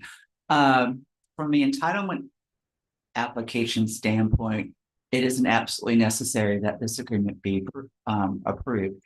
It does, as Ms. Miller mentioned, give some assurance of who is responsible for what to get to the next stage. And so if, they go through the entitlement process and we get to the other end and there isn't movement to put the utilities underground, the site plan that's being designed will have been designed for naught because things are being taken into consideration in its design based on like utility putting certain things underground and certain parties being responsible for one piece or another. So we have discussed to some degree when something was appropriate to move forward, and Ms. Cadeau could elaborate more, and I believe why the agreement is much sharper and smaller than what it was originally is that there's more stuff coming later as a part of the entitlement application process. But there are some assurances that HLW, which is a design firm, and WMOTA need to move forward on their design of their site plan because it's assuming, based on your decision tonight, that if it goes forward, that the undergrounding will happen. And that directs them on how they approach the design of their site plan. Which affects the critical path. Which affects the entitlement application. Thank you. Madam Mayor, just a question. I believe we probably have a number of people from the public who plan to speak on this. Can we make an arrangement to make sure that we allow that to happen? They're all here. Of course. Okay. Thank you. If I may add too, I'm not going to hopefully I take too much of your time. We're also in the throes of trying to move forward the design of the parking garage that you will hopefully see. And the undergrounding of the utilities also benefits our being able to build as efficient a parking garage as we can based on the limited size of how our blocks work. Because our blocks are only 135 feet deep and a certain, I think in this case, it's going to be like 200 feet long. And then as Ms. Commissioner May mentioned, the undergrounding benefits probably 20 businesses on Lake Avenue and also facilitates the CRA being able to develop more efficiently their property at the northeast corner of First Avenue South and King Street because there is a utility pole right there that will be dangerously close to a residential building if that building happens to come in at 3 stories. Thank you. Mr. Diaz? Yeah, I'll be quick. That's a, and that last point, that's such a great point. That's why I wouldn't necessarily be concerned about what the next steps would be. But I'll just point out, there's a lot of things coming down. I'm kind of very interested in seeing about the extension, things like that. If the undergrounding, in addition to the already SHRIP stuff that we're going to be doing, I totally agree. It's going to benefit our city and our downtown tremendously, but that doesn't make it a really great bargaining chip because with or without WMOTA, I feel like we should be doing that anyways. And I don't think that's necessarily the bargaining chip that we think it is if that's the case.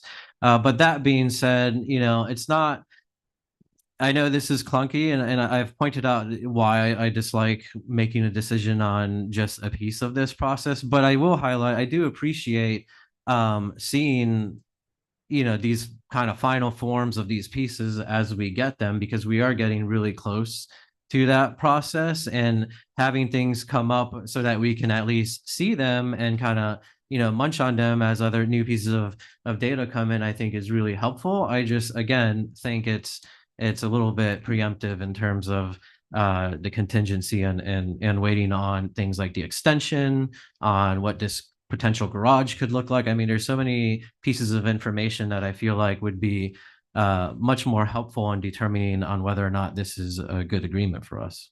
Thank you. Okay, we have quite a bit of public comment. If you want to make a public comment, you need to hand in a blue card. If you haven't done that, you should do that now. And I'm just going to start with the dots. Jill Carlin. Thank you. Okay, Jill Carlin, followed by Catherine Kohlmeyer, followed by Ginny Powell. Jill Carlin, 2381 Sunset. The CRA gave us all a plan for the Arts District about maybe 14 years ago or more. And it was located on the west side of Dixie Highway. In fact, I'm an artist. And I was encouraged by Joan Olivia to locate my studio and apartment in that district. I am sure glad I didn't. Every artist I know who did that is not thriving. They're not thriving in that district. I know a woman, a very successful woman, who had a business there that was an arts business, that she moved out of there because of no support whatsoever from the city, from the CRA. I think that it's incumbent upon us to encourage that part of the city to be our arts district. Why is not an arts alley promoted over there, where I was encouraged to have a studio? Why are artists over there not thriving? The Benziken, which is for glass blowing, which isn't that what this museum is all about? Glass blowing, Dale Chihulan? Isn't that what we want to bring into our city? Why is it not located over there? Why is it located where if you put an art museum and you put an art alley, so to speak, over in this area, nobody is going to go to that arts alley. You know why? Because they're all going to go to the cafe in the museum. They're all going to go to the gift shop in the museum. Nobody's going to walk down the street from the parking garage, which is located next to the museum, to do anything else. I am disgusted by this kind of development, by you all entertaining it, by you even considering such a thing and putting any money, any time, any effort into it when artists in our community are struggling and not able to make a living in this community, and taking a quote well-known artist who has art pieces in every museum in the world. No one's interested. Have you done the studies? Thank you, that's time. Thank you. Catherine Kohlmeyer, followed by Ginny Powell, followed by Jacqueline Botting.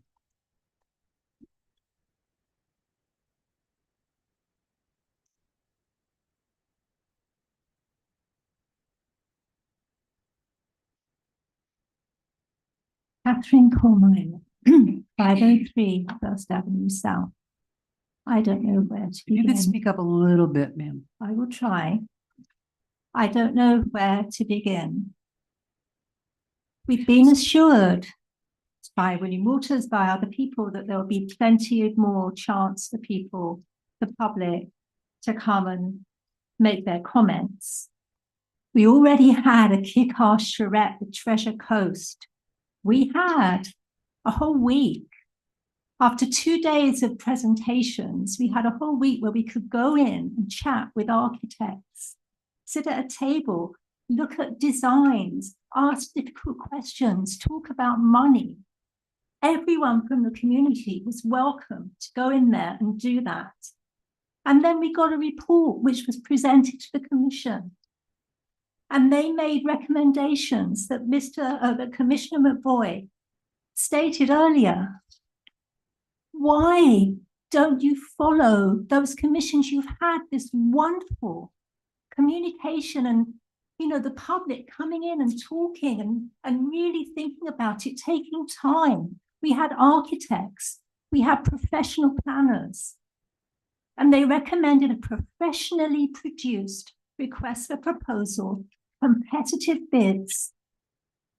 And that's when the developers spend the time and take the money, use their money to come up with something that will win, not they come to a commission, a city that has not the expertise of developers and builders and planners. You know, you may be teachers, attorneys, you're not planners, you're not professionals. So that's why you have a professional company do the RFP and why you have competition. And if you'll say you listen to the people, but the people have spoken and you're ignoring us.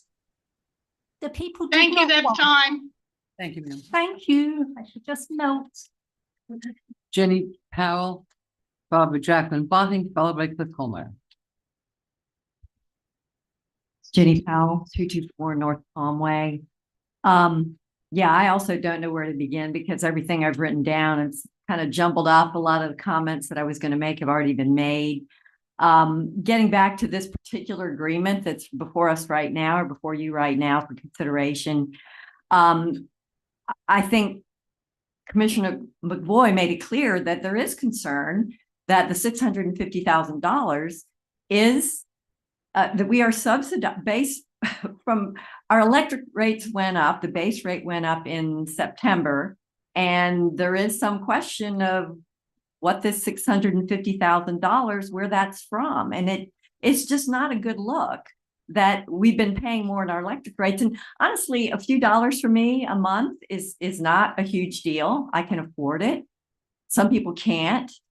And if that's going for a questionable thing that we all are raising questions, the town manager said there's a lot of moving parts here. There's a lot of concerns. I don't know. It just isn't a good look. And there are a lot of concerns about this project. I've been talking to you for months about this. This is the first time I've been up here in a while. It just seems like I don't even know, there's so much concern about whether we even need a parking garage. WMOTA has said, I think they've said that the garage is tied to their project. They do not have enough on-site parking for the museum. So the parking garage has to be built. Then there's a parking plan. There's just this domino effect of things that are happening in our city. I think, I don't know why we have what every developer wants. We have some of the most prime real estate in all of South Florida right now, not just in Palm Beach County. We have prime real estate that's worth a lot of money. Look what the proposal that we recently received for the beach, unsolicited. Thank you, that's time.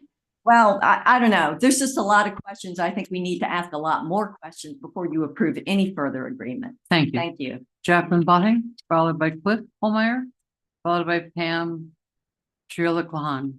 Lane. Hi there, Jacqueline Botting, 1511 North L Street, zip code 33460. I attended a Strong Towns meeting probably 2 weeks ago. And the thing that struck me the most was nobody had actually done any research in terms of the fact that we have basically dawned on a brand new era.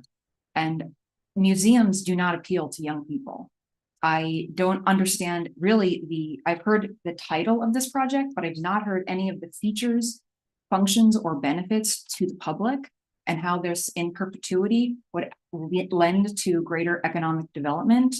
Additionally, I'm really concerned that this was intended to be a public process and go through due diligence of sorts. And it's really seemingly devolved into a private developer who's out of state coming into Lake Worth. And seemingly it seems like the tail is wagging the dog here. So I would think that most of our citizens, I'm deeply concerned that I did not get a satisfactory answer this evening in terms of how we went from what was supposed to be a public bidding process down to a private developer in an unsolicited arrangement. So I think that we've got a lot of concerns as citizens, but more importantly, what is the longevity of this project in terms of it really being a centerpiece of economic development? Thank you. Thank you. Cliff Colmeyer, followed by Pam Chirla-Klahan. You got to pick one. Colmeyer, 503 First Avenue South, Lake Worth. What Jacqueline said is true about the need for some public interaction, what benefit is there to kids, school kids, what I saw on Saturday would not appeal. In fact, you wouldn't want kids in there to bump over these bases, these expensive, there's stuff in there that I was really careful not to topple it over. I mean, you wouldn't want kids running around in there. This is a very niche market. Let me give you a definition of public-private partnership for the record. This privatizes the assets and socializes the liabilities of a community and takes those assets away from us and gives it to a private, in this case, a private developer. I would like to echo what Mr. McVoy said. Commissioner McVoy was right that there's no design elements in this agreement. I know that we can negotiate those later on, and we probably won't, because people get shot down. We got 2 minutes to talk about it. We need a charrette, and we need an RFP to give competitive bids on this. Another thing about the line items in the profit and loss statement in the agreement itself, $340,000, a lot of money, $340,000 comes from the demolition of 501 First Avenue South, 501 Lake Avenue. How does that happen? Because we demolished 501 Lake Avenue and the CRA gives us the money for that. So it's taxpayer money. It's $650 for the utilities and $340,000 as an inflow from the CRA because they demolished the building. One last point. 80 units is what was told we would get. 80 dwelling units, which stretches the 1.7 acres that this is on. That's kind of like per our code, that's a stretch. They bumped it up by a third to 110 units. 110 units. How did that happen behind the scenes? These things are being negotiated outside the public view. And talk about sunshine laws. I mean, there's probably no direct violation here because we have good advocates here. Thank you, that's time. But this is totally unacceptable. We need to go back to an RFP. Thank you. After Pam, Irene Katz, followed by David Sims. Pam Triolo, Clahane, North Ocean Breeze. It's election time, so let's throw it out there.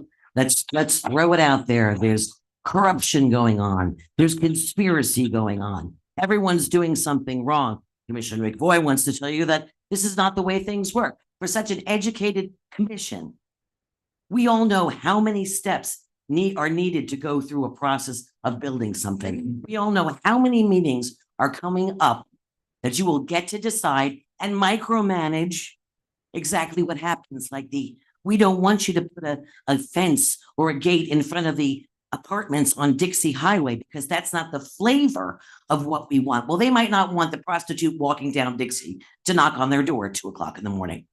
I mean, let's micromanage these projects, but let's not make it political, please. We already did that to the Gulfstream Hotel, and you saw where that got us and where that got you. The same thing is going to happen again if you continue to do this to every project that comes up and is doing due diligence to legally go through the process. Because people are tired of it. We don't want the little red sign brigade, save our beach, save our pool, save our this, save our cottages. Remember that? Guess what? They all just about came down, didn't they? Yes, on L&M Street. They did. So enough. We're not stupid. There's a portion of people that don't agree with you and don't agree with some of the people that spoke here today. You are not the only people who speak out on this. We live here. Yes, I do now. And I'll tell you right now, I'm not going anywhere. Thank you. Irene Katz, followed by David Sims, followed by Alex Schultz.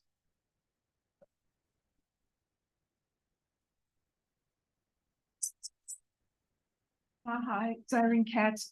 Please speak up into the mic. Thanks. Is that good? Is that better? Get closer.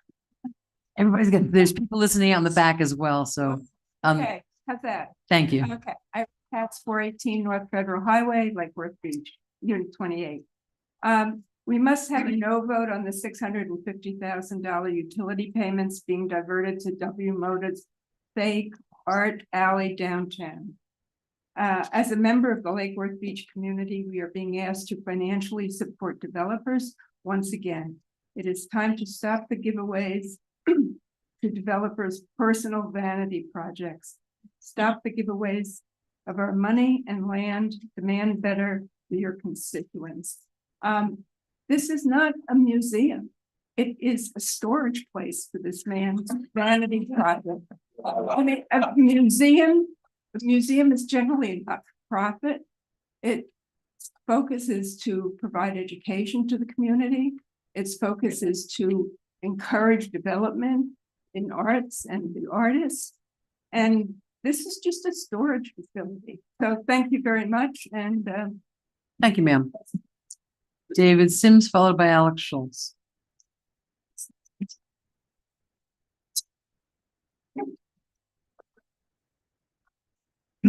David Sims, 715 North L Street. A few things. Commissioner Maliga said, you know, when she built her gym, she had to make commitments before everything was certain in the future. Well, that was your money and the money you borrowed. This is not your money. This is the people's money through property tax and utility revenues. So that's different. We're being promised something in the future, that there's going to be this museum, this attraction that's going to attract lots of people into the city.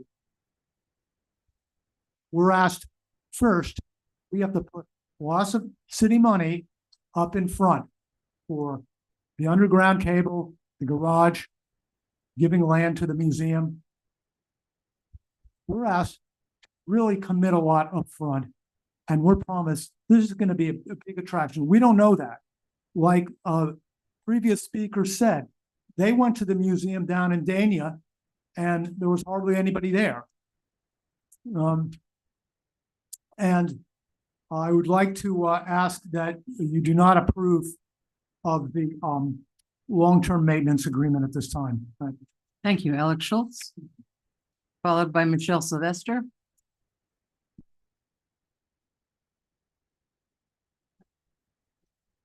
Good evening, everybody. I'm Alex Schultz, 612 Second Avenue South, Lake Worth Beach, Florida. And I'd like to give Andy how to get that. Yeah, I'm into long retired, but into my 48th year as being an attorney. I've done the several $billion deals, litigated many years on the indemnification provisions afterwards. But I can recall the one time on the deal, 565 million back around the mid 80s. I said, we're not doing the due diligence I used to do for law firms with Brian in Fort Lauderdale. We did due diligence, and they said if you knew what you're doing, you'd keep your mouth shut. The deal went bad. We put in another 500 million. We lost almost $1 billion on the deal. And I spent another 5 years litigating the mess after that, successfully managing the litigation. What I want to see, and I haven't seen, I've sent a public records request to the city. I asked where the remote documents you have in your due diligence. I got a reply back. We have no documents from WMODA. Has anybody gotten the attendance records since 2014 yearly for WMODA? Okay, we don't answer questions. Okay, no, it's just a rhetorical. Has anybody, I know you don't have to answer them. So I've already contacted the Inspector General today, and I said, this is what we need to do. Let's get the attendance records. If somebody, I have a public record, I'll send another record request tomorrow. They can forward it to the attorney. That would be the first thing I'm looking at in due diligence. I want to see the attendance back to 2014 yearly. I disagree with please address the commission. Okay, I have to disagree with Mr. Kohlmeyer. He saw 3 people there. I saw 12 people there in December, including myself. And I just did a trip around the world in November, and Jaipur has a city of 4 million people. The Albert Hall Museum, the most vacant place was the ceramics. And with the city. Thank you, that's time. Thank you, sir. Michelle Sylvester, followed by Lindy White, followed by Sean McCork. Good evening. My name is Michelle Sylvester, and I'm from Posney Avenue at 525 Lake Avenue. And I'd like to address this evening, and thank you for letting me speak. We are very vocal in our support for the WMODA project. We are located at 525, like I said, and if you could bring up that picture with where the project is visualized, we are the largest retailer that will be directly impacted by this project. We also are situated directly north of the two dilapidated, uninhabitable structures remaining at 24 South L Street and 26 South L Street. We have become overly familiar with the challenges of these two structures presenting drug use, overdoses, break-ins, and now including the fire damage that was likely caused by vagrants to the 24 South L Street property. These blighted structures have seen their better days long, long ago, and the time for them to be gone is now. Any renovation, when they get moved, if they get moved, would place the city in an upside-down position, negative equity position, and could only be then offered at above affordable housing rates and at very limited value added to the tax revenue base of Lake Worth, given the occupancy capacity. The proposed WMOTA project will enhance several much-needed improvements directly to the downtown business corridor and address several urgently needed things that we need in the city. We strongly support this private-public partnership as a winning project for Lake Worth Beach, bringing new housing stock online, which includes affordable housing set-asides for housing units and increasing the tax base Lake Worth Beach so desperately needs. It also gives us a new cultural world-class attraction and icon to our community. Annually, over 50,000 visitors are expected with a 2 to 4+ hour visit to our downtown corridor. WMOTA has a 5-star. We've all heard of TripAdvisor. WMOTA has a 5-star rating, and you can look at their plethora of responses from visitors, all glowing, obviously. Thank you. That's time. Thank you, ma'am. Thank you. Lindy White, followed by Sean McCoy. Lindy White, 427 North Ocean Breeze. I just want to second to you all that I am fully in support of WMOTA. I think that I am 11 years that I've lived in this city. I've sat in a lot of these meetings, and it doesn't matter if it's a museum, if it's an art apartment building, if it's a hotel, there is always this small group that is so loud that continues to control the narrative in this city. I'm ready for things to move forward, and I cannot speak for everyone, obviously, but I have a large community around me. And out of those conversations, I can tell you the support is here. And I vow to you that if you continue to push this forward, I'll start bringing people to sit in this commission so you can hear the other side. We're here. We want to see development here. It has been stagnant for far too long. And I understand that we are prime real estate. We want to be thoughtful. But if we continue to push back, we are never going to have the opportunities for people to even come to the table. And I know you're not talking about the unsolicited report that's come out, but I will tell you, bring them to the table, let them hear what they got to say, because every one of the things that we need in this city, we can't accomplish without having good private-public partnerships. So thank you. Thank you. McCark. Good evening. My name is Sean McGurk, 1752 13th Avenue North. I'm also a business owner, Royal Palm Aluminum Windows and Doors. Couple quick things. I'm going to try and hit the list fast. If I sign a contract with the client, there needs to be full understanding of all the pieces of the puzzle for the contract to be able to move forward. If you have a contract that you would spend $425,000 to do a remediation for public utilities in the back, or plus $650,000 for underground work, and you're making a decision on that, and you could make a decision either way, but you would make a decision for the lesser if you don't move forward with another project. It reminds me of baby steps tying the city into a situation where, oh, well, we already spent the $650 for undergrounding, so we might as well move forward to the next phase and move forward to the next phase. That seems like a bad business practice, and I'd recommend holding off on that until you get further down the line of the design process for the building. As far as the basic concept of improving downtown Lake Worth, I think that's absolutely critical. I want the property values of the downtown Lake Worth to improve. I live in Lake Worth. Property values are good for me. The bid process, having it be private versus public, I think is a bad strategy. If you have the opportunity for multiple options for this building, doing a public bid strategy, getting more options. It's something I hate as a business owner because I have to get 3 other people bidding against me. But for a community, it seems very reasonable. Sarah Malaga is a business owner as well. And I understand the difficulty she dealt with being able to having to essentially invest prior to knowing whether or not she'd have success with her zoo health club. That's a frustrating thing as a business owner, but it's different to be a business owner in that circumstance versus a community. A community has a different obligation to people and can't make the same risk assessments as a homeowner or as a business owner. This is my last statement on this, or two more points. Demolition of the unused properties, if that is separated from this and that is to go forward regardless, that is a reasonable thing to vote on tonight. I don't have all the details. People have opinions about it, but if you guys have all the details, regardless if it's divorced from this process, you should be able to vote on that. That's reasonable to me. Last Thank thing, you. Time's up. I lived in South Beach on Thank Espanol, you. Time's up. and arts walks are made by people, not by businesses. Thank you. Ma'am, I understand you have some public comment. That is correct. Hold on one second. I didn't. Oh. Somebody. All right, come on up. I can fill on out.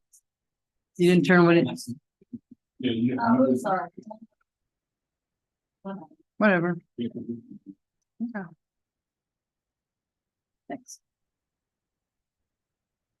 All right, Kim Stokes, 1321 North L Street. I just want to start by saying I think it's kind of funny getting lectured by the mayor who greenlit that disaster of a project, but thinking me in that parking garage that's like tanking our budget right now. But no, we all have concerns because we hate the town and we hate development. No, we want responsible development. We want to make sure we're doing our due diligence and that we're not hemorrhaging money. So when I first heard about the idea of an art walk, I was really excited.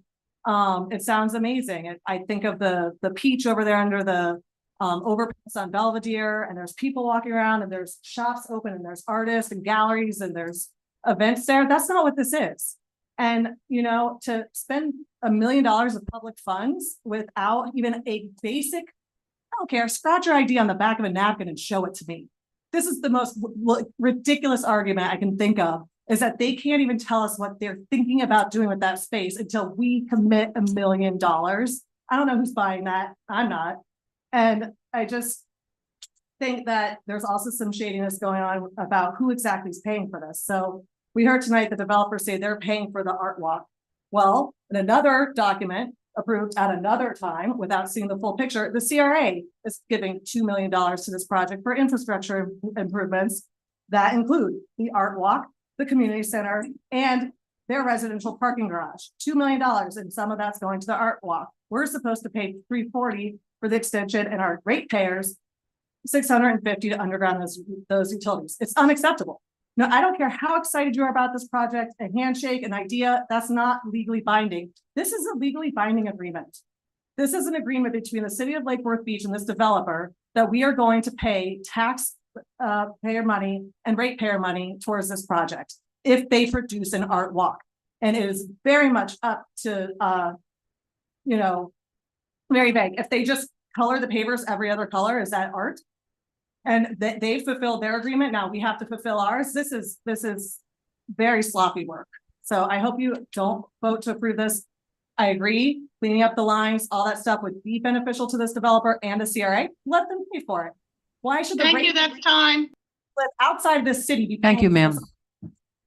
And finally, Janet Serrano.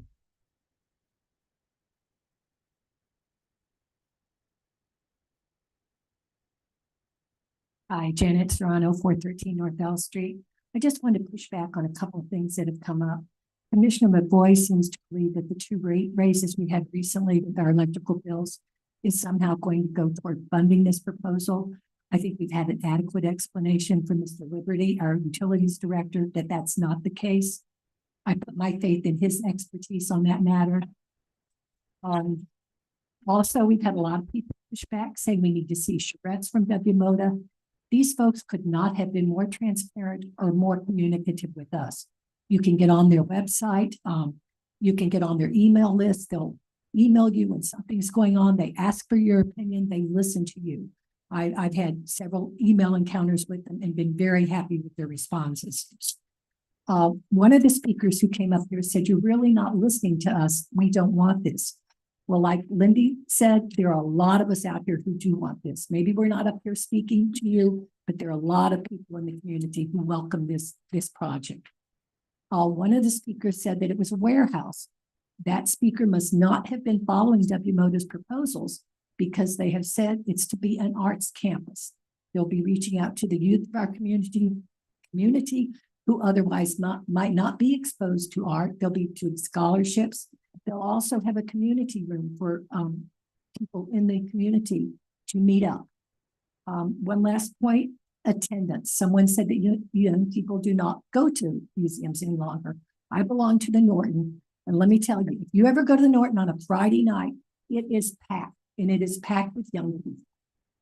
I just think that's not true at all, and I really, really hope that you support this issues with your vote. Thank you. Thank you very much.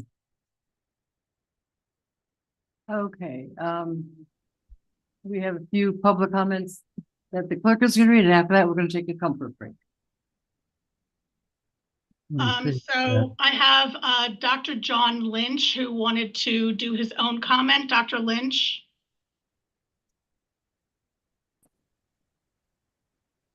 You'll have 2 minutes. Are you ready, Dr. Lynch?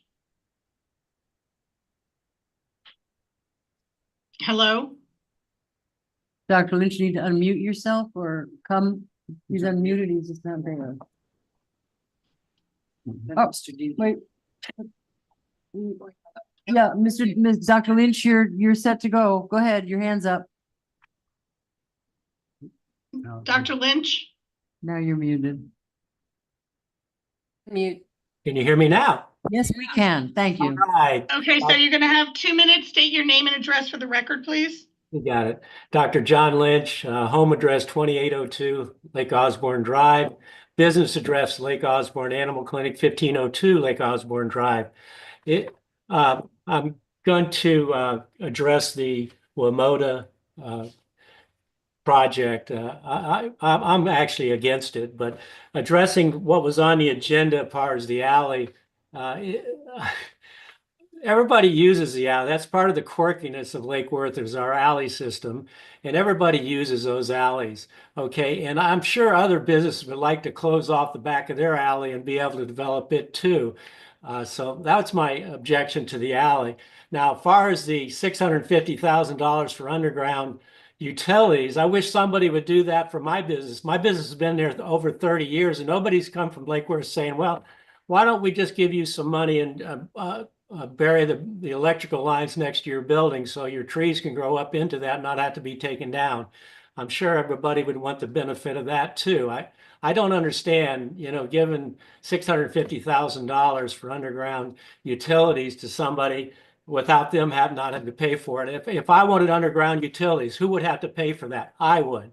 Okay, so why don't you help some of the businesses that have been there for 30, 35 years rather than somebody that comes in from New York or wherever he's from with all the bucks, and we're bending over backwards to give him things. And that's just my opinion on just that little bit. And if so many people are in support of this, where are they tonight? Okay, that's what I want to know. Okay, thank you very much. Thank you for your time. And I'm doing well. Thank you. Thank you, Dr. Lynch. I'm glad to hear you're doing well. Okay, I will read the following comments. Sean Kaminsky, 412 South Palmway, Unit 4. While I highly value the addition of an arts and community space for our community, the details of this project seem lacking.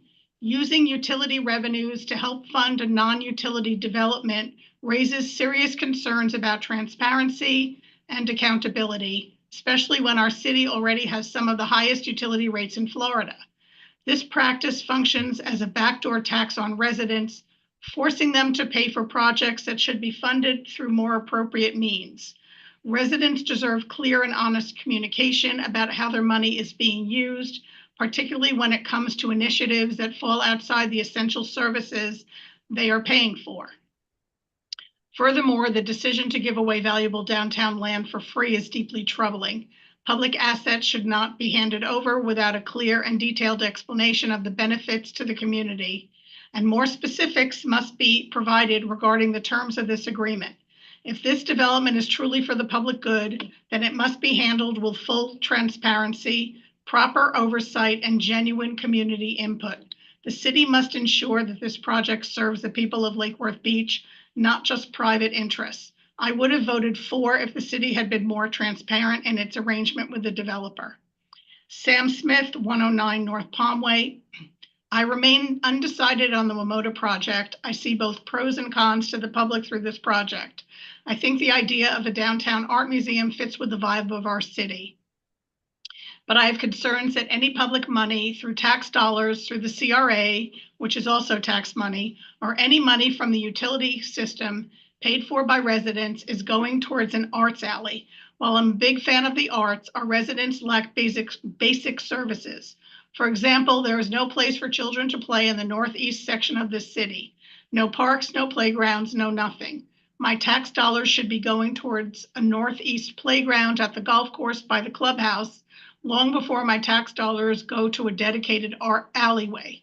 Like I said, I'm not against this project, but spending public dollars on a decorated alleyway before we have any recreational space for a quarter or more of our city's children is dumb. I see in the contract that there is a bare bones statement that an arts alley serves a public purpose. Sorry, I don't think that statement actually explains the actual public purpose of a decorated alleyway in a sufficient manner. Amy Ferreter, 30 South J Street. As an adjacent property owner, I fully support these projects. Undergrounding utilities and improving the alleyways have been on the city's wish list for years, and this is a smart way to get necessary work done sooner rather than later. These improvements will enhance safety, walkability, and the overall vibrancy of our downtown. It's a win for residents, businesses, and visitors alike. Jennifer Hamill, 1831 North Palmway, wrote she was for the project, or for the arts alley. Carolyn Clore, 525 Lake Avenue. We are in support of the WMOTA long-term maintenance agreements and the plan to relocate the non-producing properties. Emilio Vasquez, 1115 North Ocean Breeze. I am 100% in favor of the WMOTA project and the long-term maintenance agreement, as well as the contributing structures relocation agreement. This project will have a very positive impact on the city for many years to come. Please approve this item. Bob Kiernan, 208 South Lakeside Drive, number 101. I love spending time in Lake Worth Beach and want to see the town grow. Please do not let this opportunity, WMOTA project, slip away from the people of Lake Worth Beach. Several studies have shown how the arts boost a town's economy by attracting tourists and increasing the overall quality of the community. One study, Arts and Economic Prosperity, provides data showing the significant impact of the arts on a town, including money generated by art attendees beyond ticket costs. Example, dining, shopping, lodging. We need to attract more business to Lake Worth Beach, not increase the number of empty storefronts on Lake and Lucerne. Please give the people and town a chance. Thank you. Peter Meyerhofer, 323 South Federal Highway 6. The WMOTA project will continue Lake Worth Beach history of being an arts destination. Please take the next step to move the project forward. Thank you. Susan Fleming, 1912 Harding Street. Dear Commission, I am in favor of the long-term maintenance agreement that will help move the WMOTA project forward.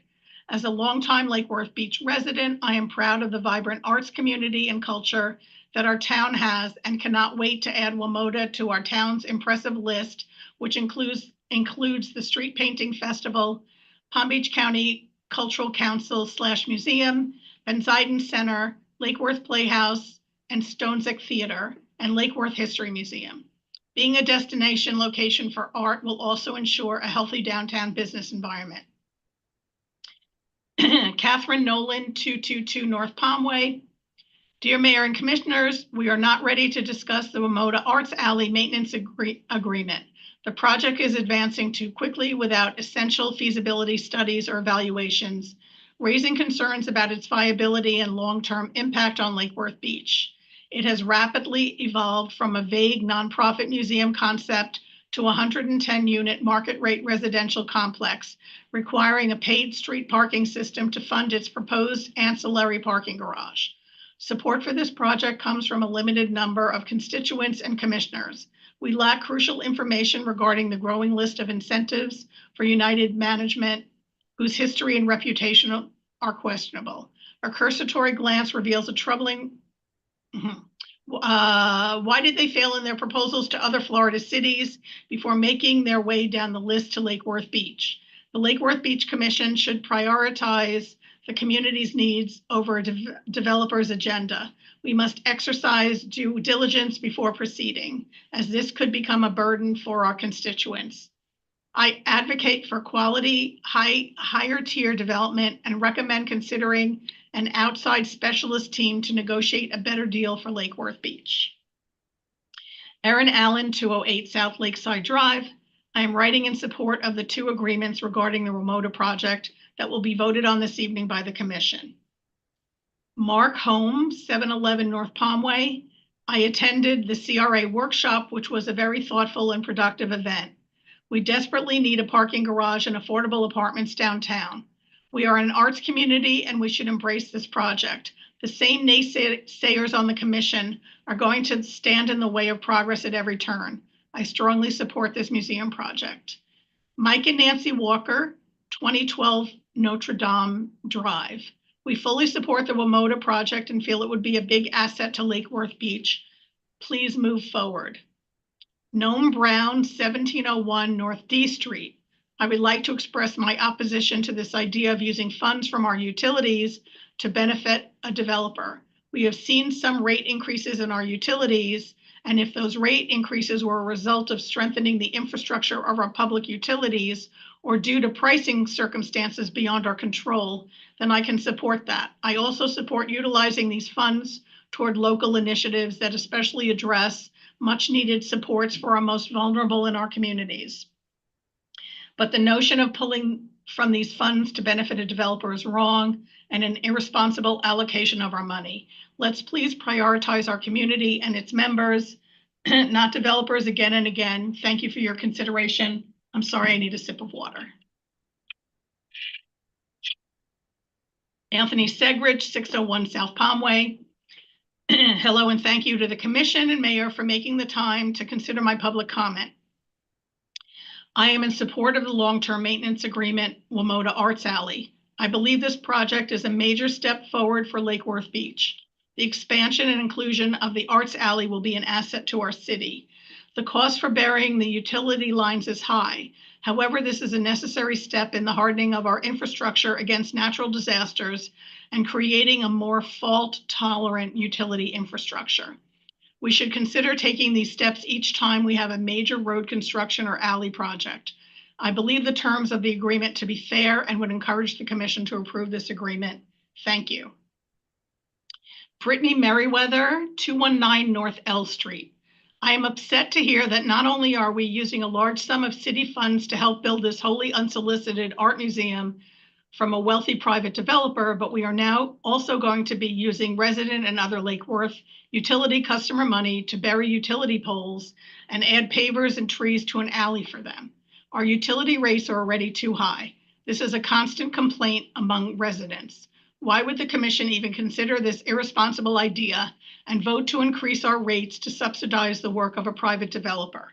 I can't wrap my head around this, and I must be misunderstanding, because surely we are not giving this wealthy man city land to build a museum of his personal art, allowing him to be a landlord with apartments on the land provided, using city money to build a parking garage to meet the phantom need of tourists for him, even though his Fort Lauderdale location barely capped 5,000 guests a year.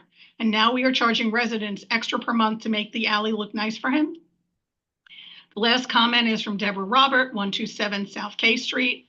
I'm completely in favor of the long-term maintenance agreement for the Ramota Arts Alley. This kind of corridor is transformative for towns.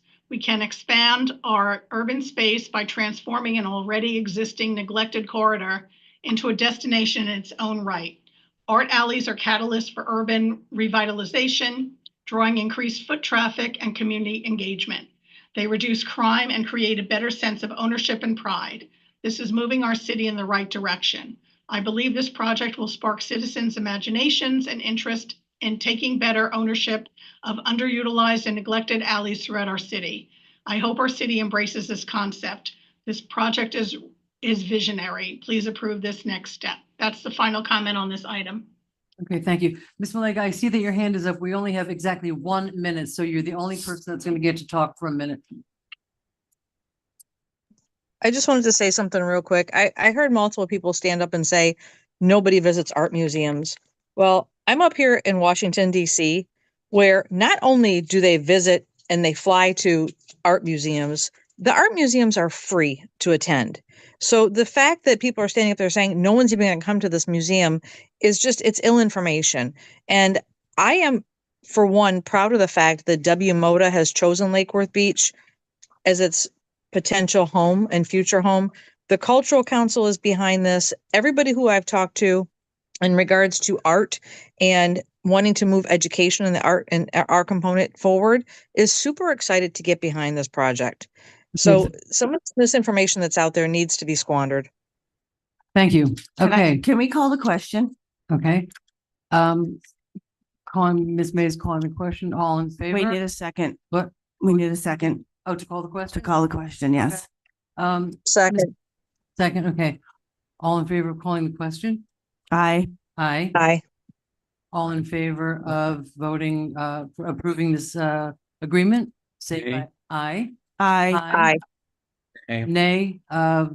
McBoy and Mr. Diaz voted nay. Thank you very much. Now we're going to take a comfort break. Hold on. I already did that. Oh, good to see you.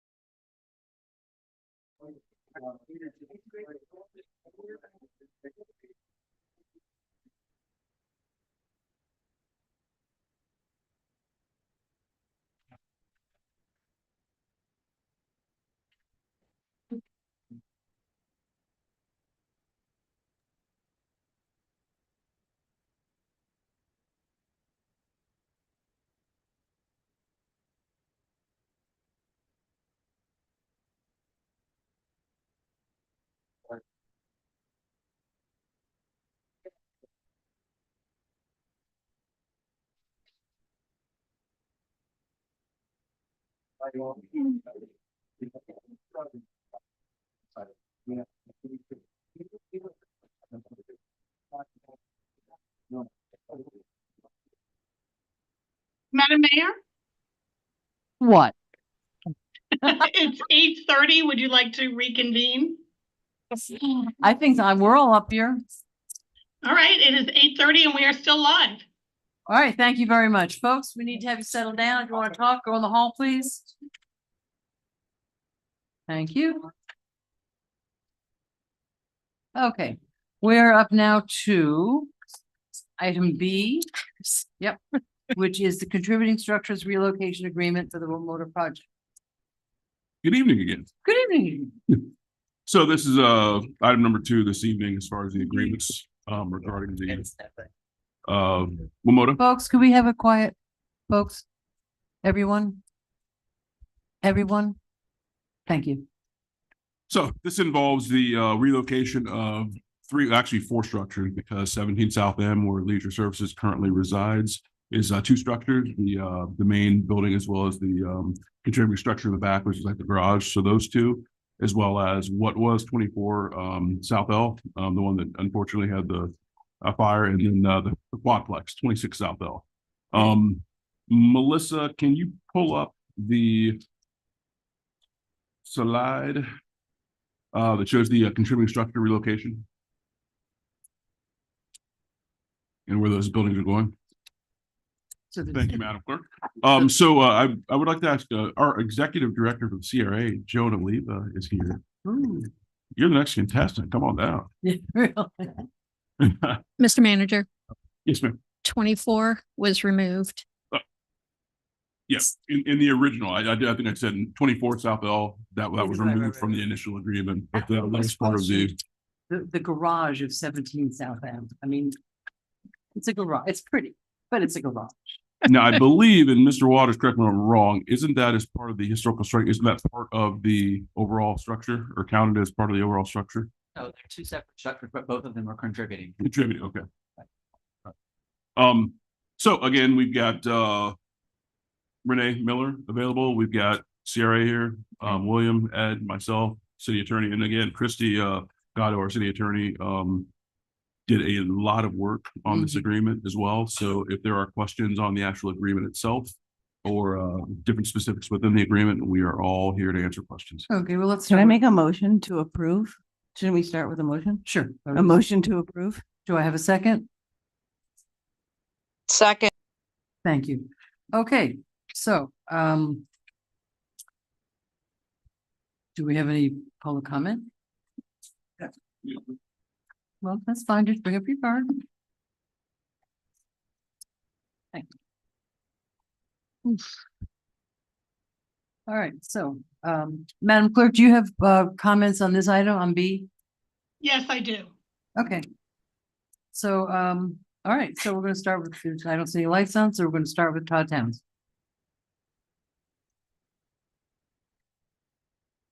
Townsend, 502 South J Street. We have an opportunity for a pocket park. And I just think it's really terrible that the CRA is like jumping up like, oh, we're going to use this space. We're going to build something to, is there going to be a parking garage under that too? I mean, that should be a pocket park. And I just think that it's such a bummer that it's going to be used for another building to get put up. We're losing our downtown. We're losing all the cool that I bought when I bought my house here. And you all are selling it off. And I just think it's a bummer. Thank you. Kathy McLeod, followed by Jill Carlin.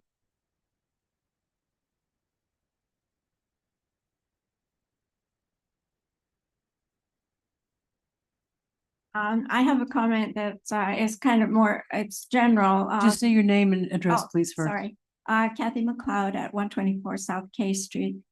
If it were not for the historic architecture of Lake Worth, we would not be here. Unfortunately, since we bought several years ago, we have witnessed the shocking demolition of 100-year-old cottages and the very significant 509 Lake Avenue, which was built in the mid-1930s and such a unique little venue for what we weren't here, but apparently it was a Cuban restaurant, and it sounded wonderful. And why the city would allow that to go away is just shocking to us. We cannot overemphasize the importance of the preservation of the cottages in general, all of the cottages, because they are probably the most significant resource of the city of Lake Worth, and a far more well-known asset than the proposed esoteric decorative arts museum. Over and over again, we lament the destruction of historic buildings. Take the magnificent Penn Station in the NYC, which started the preservation movement there. Every historic structure lost in the town of Lake Worth diminishes it so much. But a recent local newspaper touts the proposed esoteric museum by Mr. Weiner as putting Lake Worth on the map. But Mr. Weiner clearly understands that Lake Worth is already on the map when it is displaying real estate offerings by Sotheby's and the Corcoran Group. That is why he has sought out to this quickly appreciating venue for his project. Please proceed with caution on this Trojan horse. Thank you. Jill Carlin, don't sit down. Good timing. Followed by David Sims.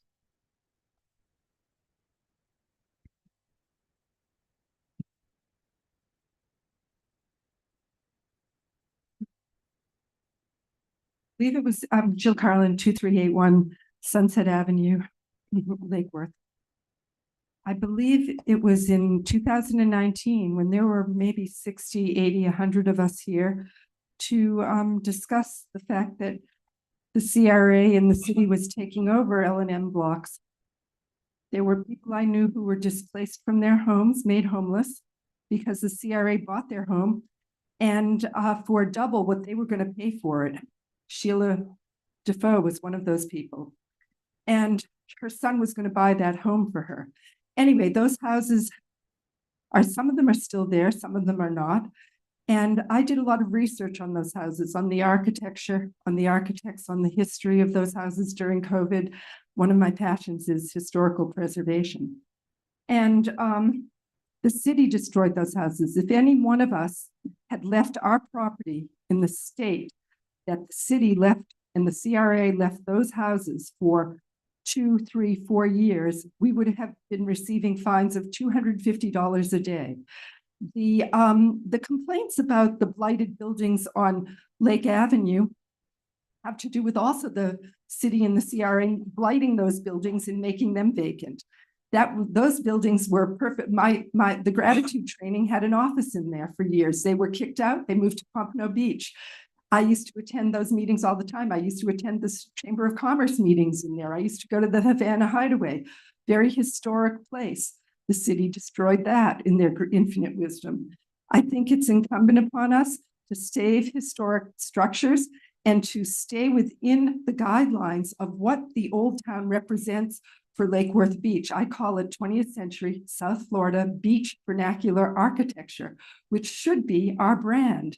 And we should herald that brand from the rooftops because there's nothing like it. It's so beautiful. Putting up a 4-story parking garage where we should have no cars. Thank you, that's time. Thank you. David Sims. David Sims, 715 North L Street. Not only are the structures historic, the district is historic. So I think moving them out of the district is bad for the district, the historic district south of Lake. And so I would say Don't relocate them, leave them there. I'm against this. Thank you. Catherine Colmeyer, followed by Cliff Colmeyer.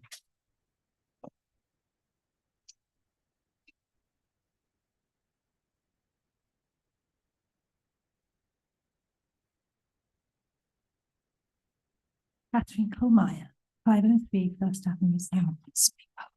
Catherine Colmeyer, 503 First Avenue South. I don't know what I'm going to say.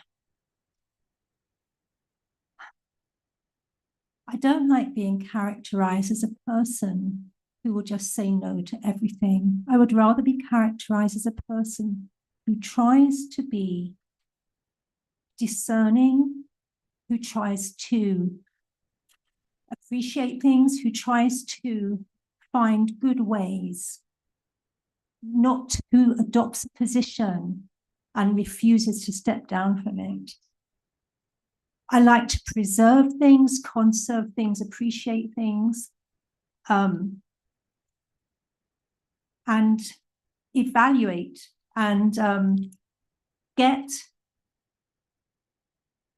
an imaginative approach to things. There are many, many cities who have done things with their downtown, and the approaches can be very unusual and not through big development, but through incremental, human scale, financially solvent development, which is tested. You know, if you're going to have a museum here, how about putting the some of the exhibits in the hatch and seeing how many people come? How about getting the actual figures from, you know, where it was in 2014 up to now? Do you have any intellectual curiosity, or do you just want to kind of say that people are stubborn and don't want to see development and just want things not to change? I would love things to change in a wholesome way where people really work hard to be imaginative and use what's here, appreciate the people who are here, appreciate the buildings that are here, and see what we can all do together, slowly, step by step. That might prove to be sustainable and it might surprise us all.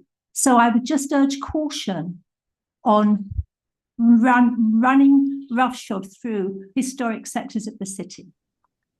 Thank you. Thank you. Cliff Colmeyer. Cliff Colmeyer, 503 First Avenue South. One thing I need to set straight is the museums in Washington, D.C. and New York may be free, but down at the WMOTA Museum, it's for profit. They charge $15 at the door. And then they have a gift shop where they sell expensive items that weren't of any interest to me. I don't think I would have any interest in going back, frankly, but it's just my opinion.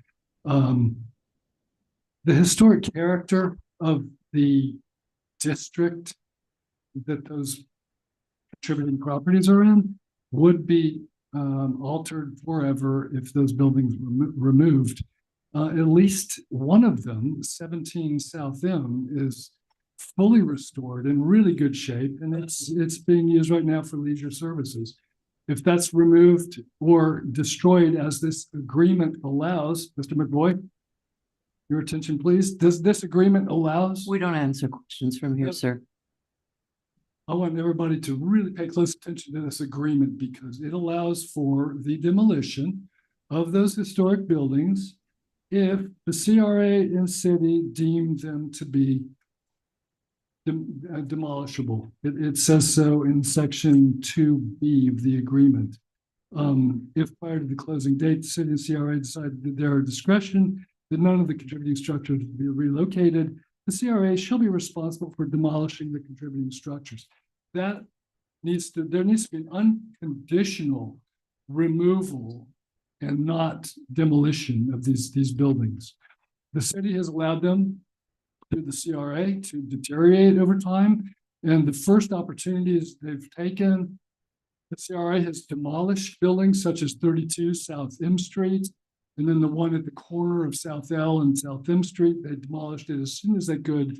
And now there's a mysterious fire that destroyed one of the buildings that was standing in the way. And to me, that's kind of suspicious. Thank you, that's time. We need an RFP. Thank you. set Thank you, up to sir. do something with those buildings. Thank you. Pam Triola?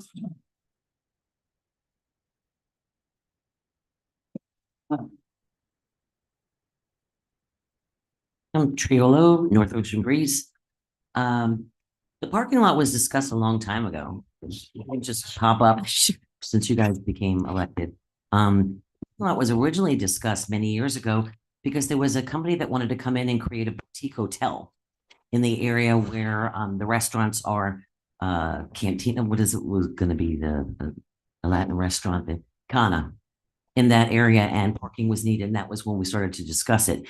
And also, I'm a little bit tired of hearing, the Bohemian parking garage and what happened.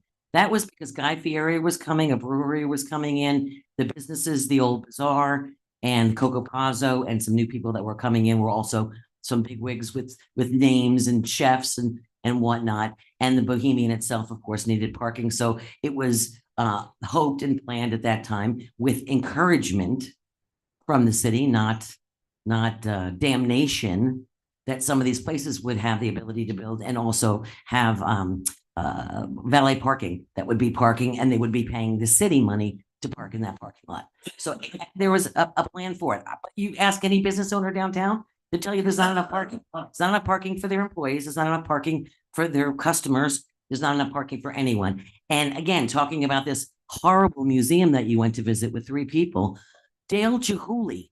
Anyone who doesn't know Dale Chihuly or know that the exhibit at the Norton Museum was probably one of the biggest and best exhibits and most money-making exhibits that existed in West Palm Beach and in South Florida. Dale Chihuly is a master artist, and to have someone bringing that type of art to this community, everyone always says, Pam, you always invested in the arts community. You've always invested in the artists. We've given opportunities for local artists. We've given opportunities for people to band together, create organizations, create art clubs, create galleries, send space off, put space behind the cultural center. I mean, all that kind of thing. And having a viable museum like this is going to be huge, and we'll utilize a lot of that parking, of course, too. But finally, Thank these you, that's restaurants and time. bars will Thank have you. a chance. Thank you. Thank you.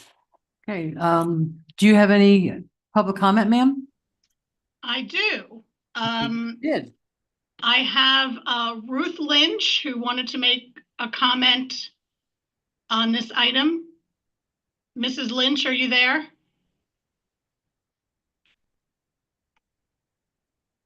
Trouble. Mrs. Lynch? Why don't you go to the next one and we'll see if, oh, wait, there they are. Okay, Ms. Lynch, you're on.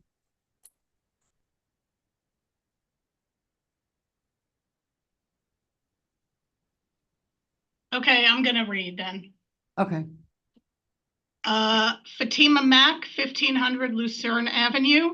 Good evening, Mayor, Commissioners, and City Manager. I am an African-American senior citizen in Lake Worth Towers.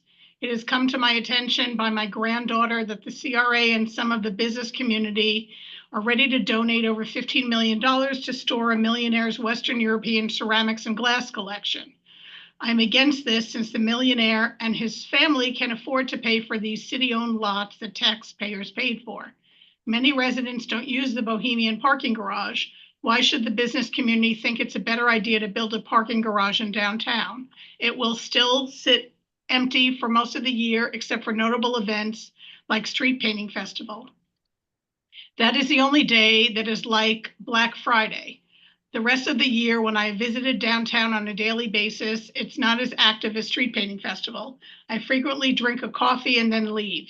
I'm disappointed business owners think more customers are going to downtown for an art museum when many museums are closing down and underfunded. I don't want my taxpayer money to paying for a Western European art collector who is a millionaire. We really need paid parking. The handicap parking should be free. Paid parking is the first step before considering another parking garage. If the city officials had actually read the parking study, they would see that paid parking in downtown is long overdue. Paid parking should have been implemented since yesterday. If a customer is able to buy a $50 steak or buy a $1 million home in Peter's sister's real estate office, then they can pay a $3 an hour parking. The city is paying over $130,000 per year for the Bohemian Garage, and it is your fiduciary duty to fix the Bohemian Garage. If the city didn't screw up and make so many awful decisions for the city regarding the Bohemian Garage, we would not be in this position. Don't make the problem worse by donating $15 million to a millionaire. None of the commissioners and CRA had not looked into this. None of the public commenters mentioned this either, which is disturbing, despite them asking every question to the Wiener family. I am against this museum, apartments, and parking garage. Sam Smith, 109 North Palmway. What a complete and utter mess the CRA and city has made of these structures. First of all, why did the CRA evict people from these structures, meaning they failed to properly and adequately manage public property? CRA is still public. Instead of bringing in rent for how many years? 5, they have sat empty. As a result, the properties left vacant have degraded. As a direct mismanagement by the CRA and the city, now one of these structures was burned down, and now us taxpayers have to pay to have it demolished. This whole situation is a complete and utter CRA city-caused disaster. I know how the current members of the commission love to pass blame for this one, but you are to blame as well. Most of you have been in power for 3 years now or more. Time to stop passing the buck. Now the city wants to spend at least $500,000 to move these historic structures, which, as far as I can tell, doesn't include costs beyond the moving, meaning none of this budget includes renovation costs once the structures are moved. Who pays for that? WMOTA? Doesn't look like it. Looks like I pay for it along with my neighbors. Again, is this the best use of our limited tax dollars when our streets are riddled with potholes and the bathrooms at Bryant Park are dangerous and in disrepair, and when a quarter of our city's children have no access to a playground or recreational space and instead are forced to play in the streets? I'm all for retaining the historic properties. Perhaps it is a public purpose, but the city and CRA have quadrupled the costs, and taxpayers should not have to pay to clean up this mess. Carolyn Clore, 525 Lake Avenue. We are in favor of B under unfinished business. We want WMOTA to move forward. Renee Panzer, 4 Harvard Drive. Lake Worth needs to proceed with Museum of Decorative Arts. We need to have growth, and this is a positive way to keep the city moving in a direction that benefits all locals. The city is looking better with the Oceana Restaurant and Caru's Coffee House. Keep it going. Christopher Panzer, 4 Harvard Drive. We are for the Art Museum. Mike and Nancy Walker, 2012 Notre Dame Drive. Please keep the progress for obtaining WMOTA moving forward. Please vote yes on this agenda item. And the last comment I have is from Anthony Segridge, 601 South Palmway. Hello, and thank you, commissioners and mayor, for taking the time to consider my public comment. Recent events demonstrate what happens when properties are left vacant and not properly secured. Even when proper steps are taken to secure properties, people often find a way to break in and use them for various illicit activities. Just like many developers are being required to survey their properties under construction, so too should the city watch over its projects. Whether or not the fire that broke out in one of the properties was preventable is something we should reflect on to do better in the future. Left unattended to become a refuge for drug use, it is certainly not surprising. The question that we should be asking is whether or not the remaining properties are in a condition that warrants salvaging. I would urge the commission to evaluate the current status and condition of these structures prior to moving forward with relocation. There is language in this agreement that would allow for this decision to be made at a later date. I would ask that the commission ask, are these structures in such a condition that moving them would not just end up destroying them?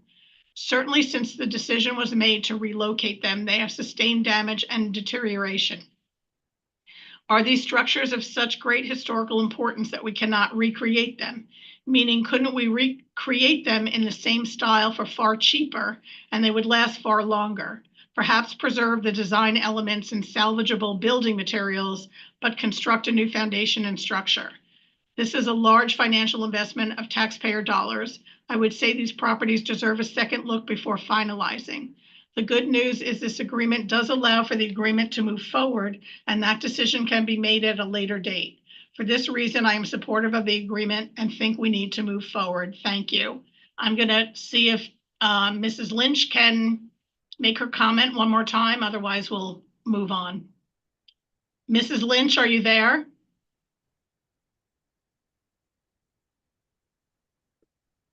Mrs. Lynch? We can't hear you. Mrs. Lynch? Okay, Madam Mayor, we've tried. Did she write something that you could read, or they were just going to speak? No. No, just Okay. against. I just wrote against. Okay, Mr. McBoy's light is on.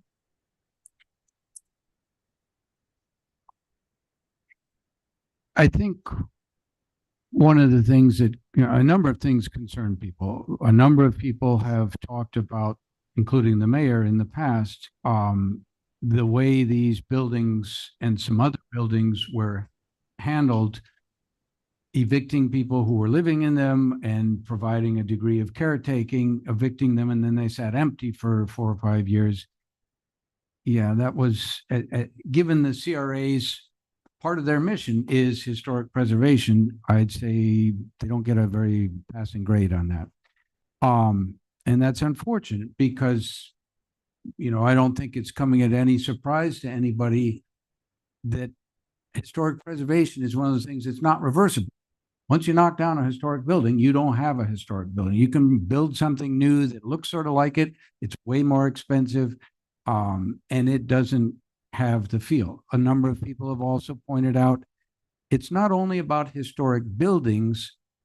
When I asked the Palm Beach County Tourism Director, what is part of Lake Worth's attraction, no hesitation that our historic downtown, the historic fabric, it's having multiple ones. Doesn't mean that you can't build anything new, but you got to do it very thoughtfully, and you should make knocking stuff down your last choice. I think something that is really important to bring back to all of our thinking here is what the Treasure Coast Regional Planning Council said, based on public input and their own, planning expertise. And this is quote, as the only historic district in downtown, it is not an exaggeration to suggest that the parcels within the Old Town Historic District are some of the most sensitive to redevelopment within the city. The public opposition to the previous element RFP submitted for the subject properties, which engendered the Treasure Coast planning effort, is evidence of the community's desire to maintain the historic character of the area. Right now, and I don't have it right in front of me, but the other thing that they said repeatedly, and a number of people have remarked on it, is don't do a big block single project, do incremental infill. And part of the reason that they recommended that is a way that you can mix new things with historic. You don't have to demolish them. You don't have to move them.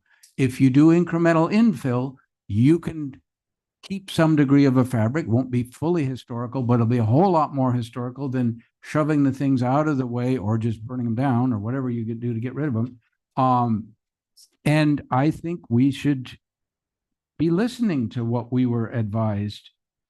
Do the incremental infill, do smaller scale stuff, combine it with the historic ones, don't move them. We are given a false choice here that the only thing we can do is either demolish or move. That is a false choice, and it is the opposite of what we were advised. Thank you. Mr. Diaz? Thank you.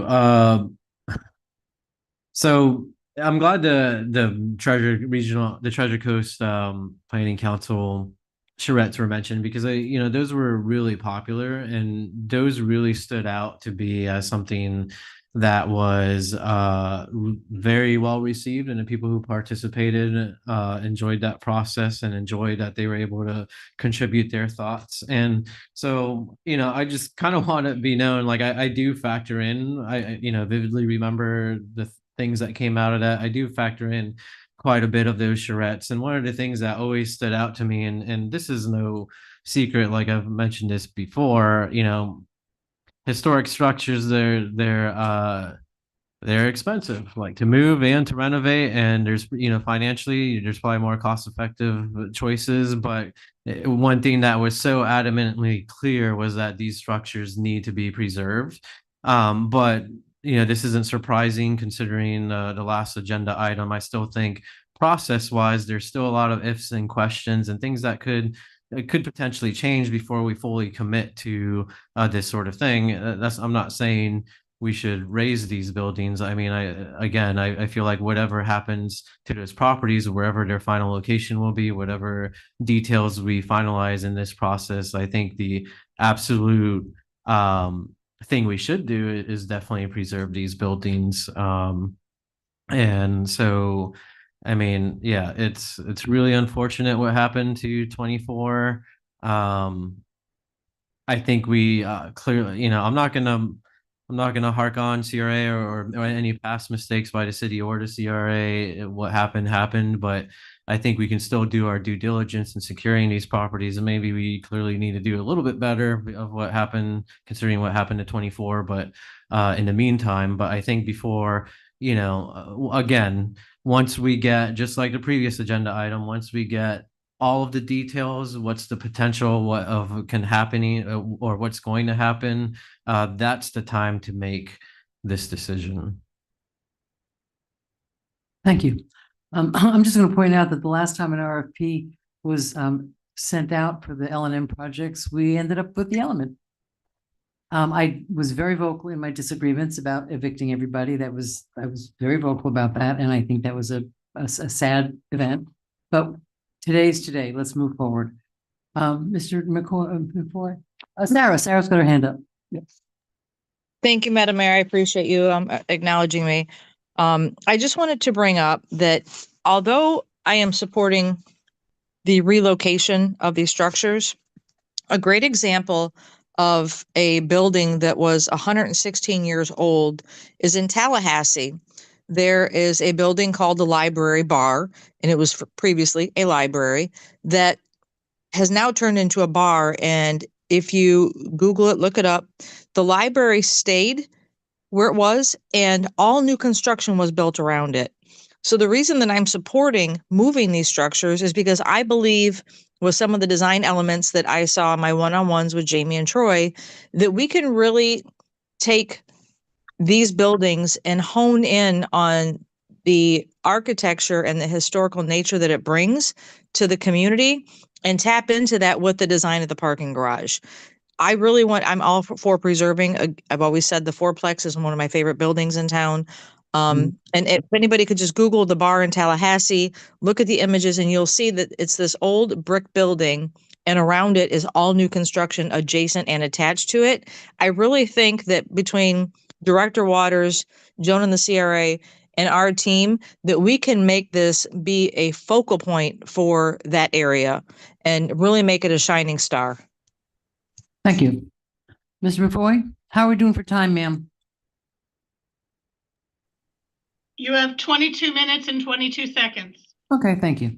Mr. McFoy? Yeah, I want to be absolutely clear that I will 100% do and will oppose any irreversible moves, whether it's demolition or moving at this time. We have clearly heard that there's a lot of concern about this whole museum project, a lot of concern about the parking garage, a lot of concern for the commission's lack of due diligence, lack of evidence. People have not seen the evidence for 50,000 visitors. They've seen a lot of evidence for 12, maybe it was 3 and 12. In peak season, on a peak day, we've seen data from the tax records that they got 5,000, not 50,000. Maybe it was a scrivener's error. I don't know. There are a lot of questions whether this project will in fact move forward. It would be criminal for us as a commission to make an irreversible decision to move these things or demolish these buildings at this time. There's too much uncertainty of where this project is going. Don't give away your options. That's a bad idea, especially as I mentioned earlier, the advice we've been given is don't do a big project, do multiple smaller projects that fit in with it. And just as Commissioner Malega said, keep your historic building, build new stuff around it that is respective of that. That's possible to do. The good architects certainly do that. They don't do it by aggregating properties and making one big massive one. To the mayor's comment that the last time we got a response to an RFP, it didn't go well. We got the element. 100% agreed. And that was why Treasure Coast said the whole problem there was that was a crappy RFP. It was poorly done. Hire somebody to do a much better RFP and then put it out and see what people come back with. Mr. Diaz? I'll echo some of that in terms of like, there's a lot of uncertainty that this would be contingent on. And once you commit to moving something, you know, generally you can move a building once, I feel like. But to add to Vice Mayor Malega's examples, that being said, you know, there are ways of incorporating old buildings, and that's a great example in Tallahassee. Another one that I feel like if you really want to see super top tier, like an epic movement, and it actually wasn't even a relocation, it was a vertical movement. One of the coolest relocation projects I feel like in terms of architecture was in New York City. It was at the Palace Theater, where they raised the entire theater building 3 stories and then incorporated that historic theater look 3 floors up with all modern building around it. Obviously that is considerably more expensive. I think that project was like 50 million just to raise it. But there's a lot of things that you can do to honor these historic structures and incorporate them.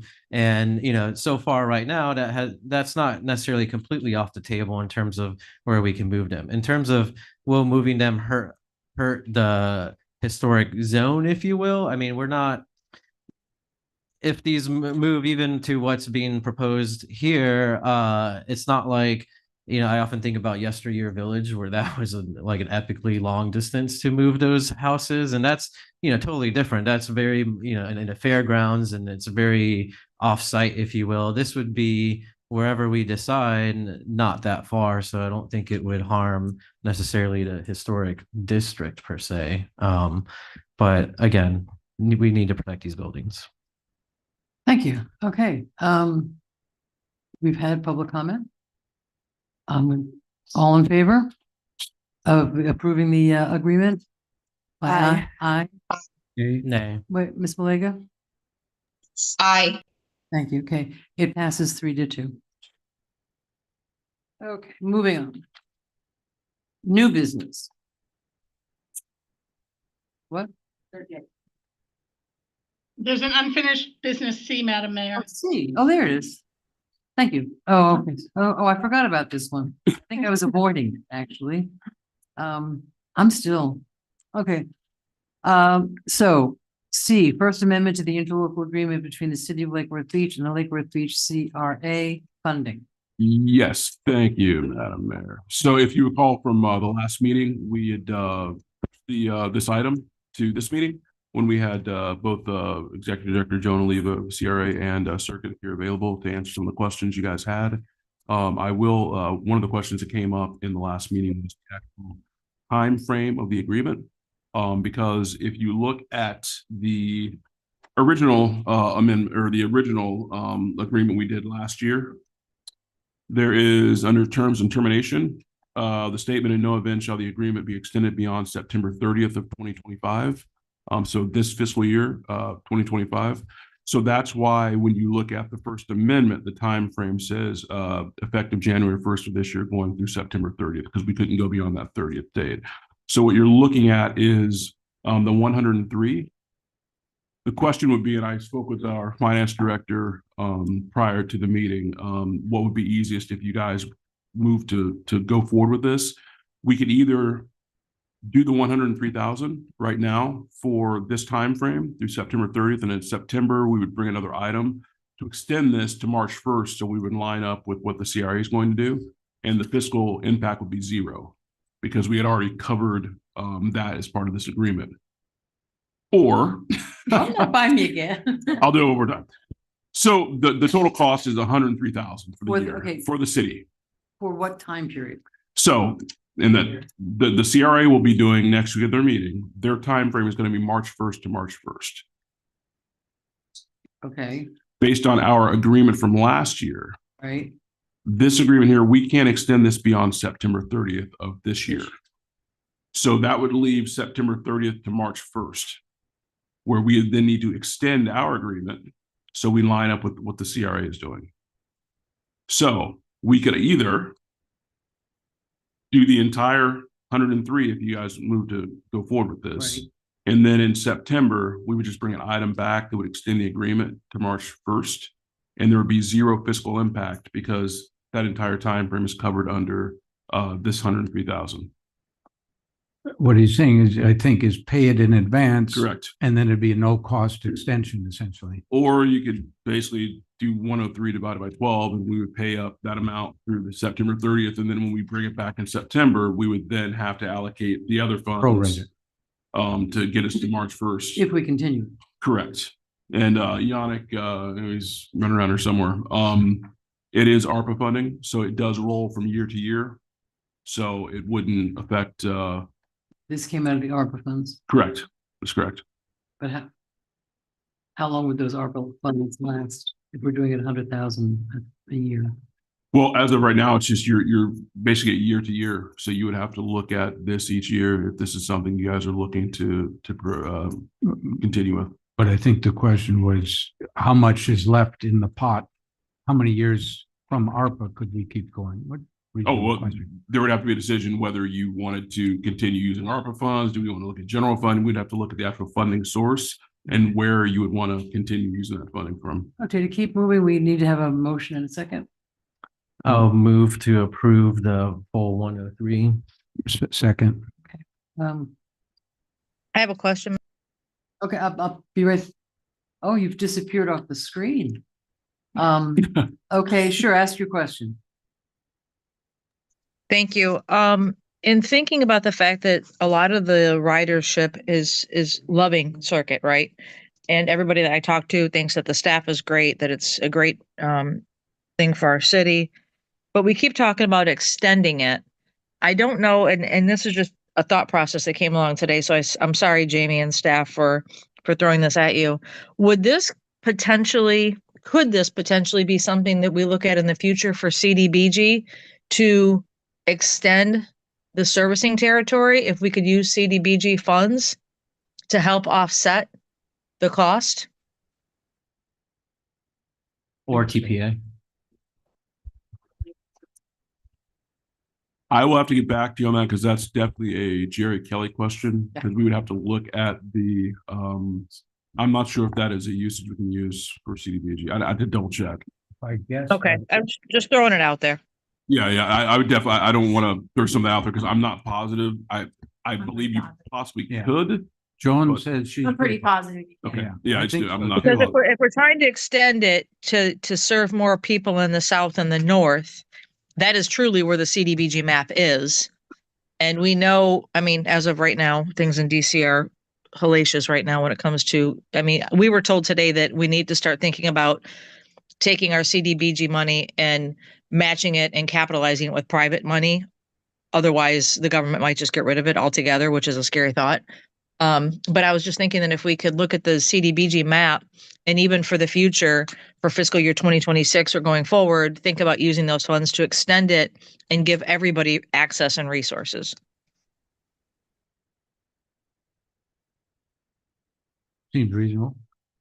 But CDBG can only be used in certain areas of the city, correct? Yes. But Yeah, this there's is- there's a large map that it has to be part of. Who's talking? Sorry, let me know. The CDBG area is mapped out by the city, approved by the county. So it should fit in.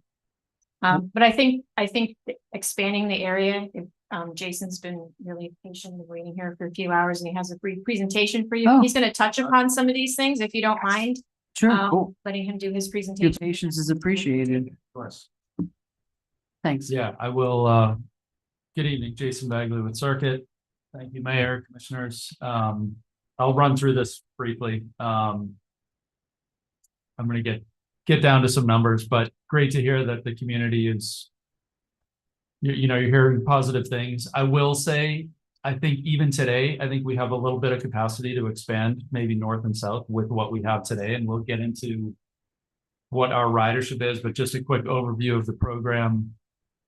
Our ridership, the big number that jumps out there is the average wait time, 6.6 minutes. So that tells us we're always trying to be under 10. We still have some room in there. So I think if we decide where the opportunities are with that coverage area, if we want to go further north and south, we just did this in Boynton Beach with our existing fleet. We expanded north and south along Federal Highway because we had some capacity. But value everyone's input there, and we want to be a good partner and work with you and understand what where the needs are. But Well, happy to try things out, expand north first, see what the feedback is, or south first, whatever makes sense. So, but your map has a problem. You didn't put the location of the commissioner's residences on there or businesses. Well, work that in as the expansion. If I you're live- upset. I would vote for South first. Yeah, you're already in, I think, so you're good. Yeah. I think Commissioner Malega is too, actually. And this is the trend. So we see that ridership's growing month over month, which is what we want to see. I did speak with the city about potentially adding a few cars for the street painting festival. So we're here and we want to be growing with the city. Just to speak to a couple of conversations I've had recently with the developer of Deco Green reached out. And I think between them and the mid, there may be some private funding opportunities to expand north to include their properties. Something that we're always trying to do, like we've done in West Palm Beach. I'm meeting with Tri-Rail in 2 weeks, and I'm going to ask them to help contribute to the program to maybe expand further out, that they could potentially add another vehicle to bring more people in. I think Commissioner Diaz, you probably know better than I do, but hopefully some surtax funding with the county may be available here in the next, towards the end of the year. But that Which might be a funding? fund source. I missed. Surtax funding with Palm Beach County. Surtax, It's being evaluated. Yeah. So I think there's a lot that we can continue to add and not put all the burden on the city and the CRA, but ideally get some federal, county, state, or private dollars to help out. I wouldn't count on the federal. Yeah. Not federal. Could, Mr. McBoyd, go ahead. could we, do something or other to connect with the Bohemian parking garage? I think you've heard that, it's largely empty, and if there was a way to coordinate with that, I'm not quite sure how, but. Absolutely. We can, I think everybody can promote park and ride from the Bohemian Garage and incentivize them. And we can do a promo code for our ride to be free if they're paying for their parking there. So there's a lot of different things we can do. And the tie with Tri-Rail might not be free, but again, tying to schedules or something. And I will Thank mention you. there was a federal FTA grant that we went in with the Guatemalan Maya Center late last year. I don't know where that stands. Last we heard it was going to be April or so that they're going to start releasing those funds. And I know that that agency was trying to get the funding locked up before the last election. So we may find out something soon, fingers crossed, but that was another good grant opportunity to provide service to their members and their community. Thank you, Mr. Diaz. Oh, it's me. Oh, somebody over there. Are you Whoever was finished? first. Do you have more for your slideshow? 'Cause if you do, it might answer my This question. is just a little bit more, so a little more granular data of the top 10 pickup and drop off locations and heat maps. So we're seeing. What's the heat map? What is that? That's a heat map. Well, I mean, I'm looking at it, but I mean, what That is is the activity of where the drop offs and the pickups are. So the darker it is, the more activity there is. We can get this in a Oh, all right, all right. line item, Drop off, all right. but it just shows like Yeah. the activity by the different zones. And I think some advertising that we have in market right now. And then just the rest this is some outreach that we've done. But yeah, I think you've seen probably the rest of this presentation. Can you go back to the heat map one? Just for us to, because that's pretty interesting that, I think it's at least surprising to me that the usage is concentrated east more than it is west. Surprised. And I think a lot of us are a bit surprised with that. That to me suggests, but it's speculation. Yeah. That people are not fully aware of it in the West, and there's room because the need of for transportation, that's where you see people walking and so on. One on that thought that while I'm thinking of it, I think I talked with one of the drivers at one point, or maybe, I forget who, but somebody. An issue can be, what do you do if you have young kids and you need a baby seat? And if there's, and I know there's a lot of complications with that. I'm not sure it's solvable, but obviously somebody hauling a baby seat around with them is not, that's Yeah. not gonna work. But if there was someone strapped on the roof, not the babies, but the seat. And you know, Dog pull them carrier. in. Dog carrier can go on the top, but again, in terms of need, that's something that. Yeah, no, that's a great point. I do think more on the pickup, there's more activity out on the west side, on the pickup side of the heat maps here, and maybe more drop-offs on the east side, but noted that there is probably some opportunities, especially on that southwest quadrant. But overall, I think it's pretty balanced. Yeah, no, it's cool. Okay, Ms. May? Well, he actually answered my question because I was going to ask where are you getting the majority of the people coming from? Can you go back to the actual addresses though, real quick? Other way. There you go. Yeah. Okay, so I just wanted to make sure that 1500 Lucerne was active, and it is. Because that's the towers and Towers, yeah. Do you know if you're allowed to pull up right into the towers, or do you have to pick them up on the street? Do you know I that? think we're allowed to pull right up into it, from what I understand. Okay, 'cause there was an issue at the beginning where they told me that they couldn't get that to pick up right at, and some of them have mobility issues. Okay, we'll confirm that though. Please do. But Thank I you. will tell you that depending on how people populate their request, sometimes that's why sometimes you'll see a business name and sometimes you'll see an address. So a couple times we'll see Publix as the address and sometimes as the name. No, I see what you're saying. Yeah. Benny's, big. We have to do one park. That makes sense. Madam Mayor, the Vice Mayor's hand is up. Oh, okay, we have a couple lights on here too, so, Mr. Diaz is next, I think, and then Ms. Spillane. Yeah, thank you. There's a lot to cover. I mean, it's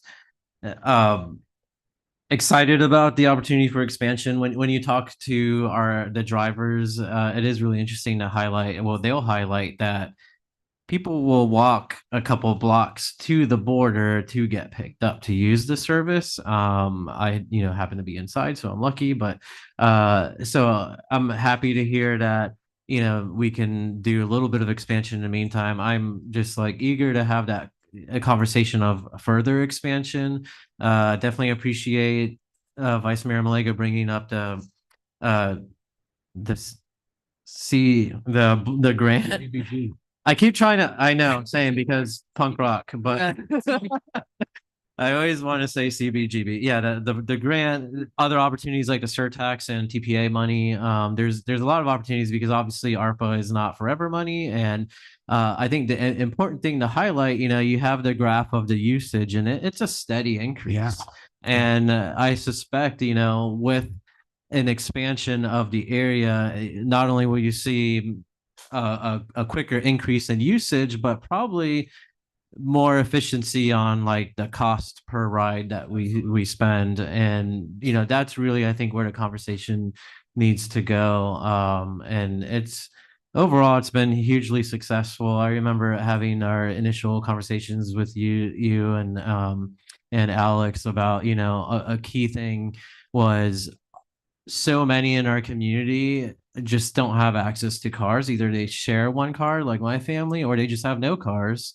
And it's just really great to see like the towers getting a lot of pickups. I suspect they get dropped off at Publix a lot and vice versa. Because that's, it's great. It's really like highlights an affordability thing that often we talk about even at the MPO level of when we talk about what is an affordable community. Well, transportation is a big issue of it. And not bashing PalmTran. I love PalmTran. I use it regularly, but it's also it doesn't have the resolution that Circuit has or the efficiency. The 6 minutes, I feel like I've never waited 6 minutes, but I suspect as you get closer to the edge, you get that wait time. So all in all, it's just really exciting, really appreciate it. And I'm just looking forward to further growth and making other people pay for it eventually. That's Ms. Malega. Thank you. My question is, you had shown a picture of the advertisement. Yep. Can we talk about how long those ads are going to stay on each vehicle? And obviously, if we bring more vehicles on, you'll be able to sell more advertisement. What is the contract on those? It varies. So a lot of times with the national campaigns, like you see here, Sun Cruiser, they'll ask for a specific, they do it in 4-week flights. So they might want, 8 or 12 weeks in a spring break or a key time of the year where they're doing a large ad campaign in multiple cities. The Dave's Resort, they've been on, I think they were on for 6 or 7 months in a row, and they're going to come back on now once Sun Cruiser's done. So Okay, and that's only $1,500 for 6 months? No, it's per month, 1,500 a month. Well, Okay, because because on the financials that we got, there was a credit of 1,500 2 times. Right. So a total of $3,000 showing for advertising. I think what happened there is Dave's Last Resort. We credit that once we get paid, and I think we just got paid from Dave's Last Resort like this week. So when those get received, we credit it back. So how much was that? I think they were at 1,500 times 6 or 7 months. So it's 1,500 a month. That's yes. Okay, because and I'm glad that they came, because I'm looking at, and I know lights are on, but I wanted to ask a question. Yeah, and it shows 3,000 total in advertisement, which I questioned the last time this came up. Is that every 6 months? Is that every month? And shouldn't we see that whatever the contract is, if you contract them for 6 months, we should be seeing that on the total overall budget? Yeah, I mean, it's coming back as a credit for whatever invoice we get paid on. I think what I'm hearing. So out of 6, or you said 8 months, you've only gotten paid twice? Yes, so far. Well, again, we just got checks this week from Dave's. I don't know if they're fully caught up, but we got something of the outstanding balance from them. And Sun Cruiser did a multiple city campaign with us, and they've been with us for many years. Were they 1,500 a month? No, they're more. I think they're at 25 a month. Okay, it's really hard because, and I'm going to talk, I know why, but I'm underwhelmed. I love the project. I love the fact that we have it, but I'm completely underwhelmed with the numbers. When I look at the amount of fees, 9,200, and the riders paid. No, the fees were $9,232. What are those fees?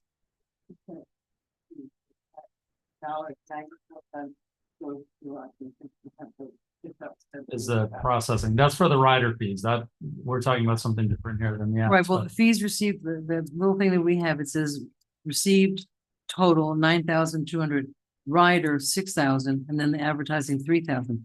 I mean, that's what we were given to look at. So it's a little hard to wrap my head around, because I love the idea. I would love to see it all over the city. Yep. I'm concerned with expending $100,000 a year, number one, for that very small area. I mean, we hear from people all the time, I'd like to do it, but I'm on 13th Street or whatever. Yep. So how much are we going, if we do, if we agree to this, so if we agree to the 103 today, and I'm getting so bad at math, that's you. That would take us from when to when? From March to March? Yeah, the 103 today. Yeah. Well, that would be up to you. So the 2 options, again, this would go from January 1st through September 30th, because based on the agreement from last year, right, we can't extend beyond September 30th of 2025. Right. So this 103 would go through September 30th. And then in September, I would bring an item back. For another 100? No, that would just extend the agreement to March 1st. So now we're in line with what the CRA is doing as far as the time frame. And there would be 0 fiscal impact on that item. If she's a math teacher, she knows how to get things. It's our benefit, so I'm okay with it. Well, I'm saying we would want to line up with the time frame that CRA is doing. So we're not, because right now we're off. Right. Okay. And they're going to do March to March. So we want to line up with what they're doing. Yeah. No, and again, the other option would be to break it up by month and do basically through September 30th. And then when we bring it back in September, For the We would rest have of the to shuttle. do the remainder to get you to It was March like 1st. 77,750 for, and then 22,750. Yeah, financially, it's a wash. It doesn't make any difference, just the Yeah. counting. It's the same amount of money. And it rolls over, like our finance director said, so So it's- this, let me just, this money is ARPA money. correct. And the next so that was the first $100,000.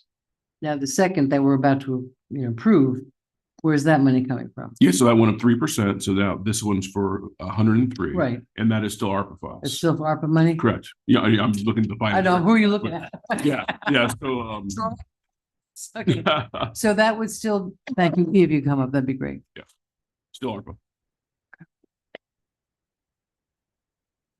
John, again, Highway Finance.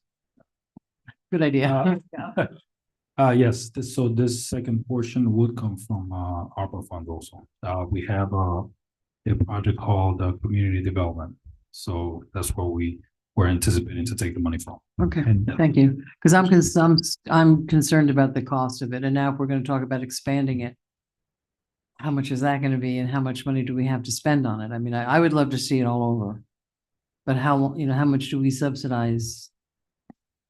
all of What, that? do you recall what the remaining balance was in that community? is this a staff report? And while that's getting looked up, it's something that might be helpful. Oh, all right, so the remaining balance would be 572. So we're at After, good. after this? Yeah, 675 right now. After this, 572. For a specific line? We just had a broad project called Oh. community development. Okay, And I think we had allocated even some funds for the tree fund, right. like 25,000. Right. So it's just a broad. But we're burning up a lot of this money on this. I mean, we're using a lot of money for this I would project, assume so. Well, this is the second year, so that was 200 already, right? 200,000. Of what was like 700 to start out with. Mm. Yeah, I love it. I'm just really concerned about the cost going forward. I don't know if it's sustainable to do it. Now, I mean, do you have any idea how much let's say we wanted to go to 12th Avenue North and 12th Avenue South. I mean, how much is that going to add to it? Well, If I don't want to pop quiz you, but I'm no, just- I understand. I'd say as a first step, I think we can expand a bit right now with what we already have. I think that should be the first step of let's try that out and see if I don't think we'll get overwhelmed with it. The other opportunity is if you look at the hours, Mhm, we start at noon. right. And so that will be the message to Tri-Rail specifically, is we're not getting commuters in the morning.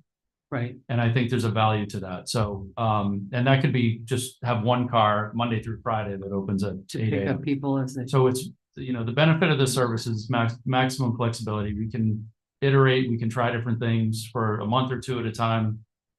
Do some surveys to the community, and hear where the needs are. Okay. But I do think today we have some bandwidth to expand.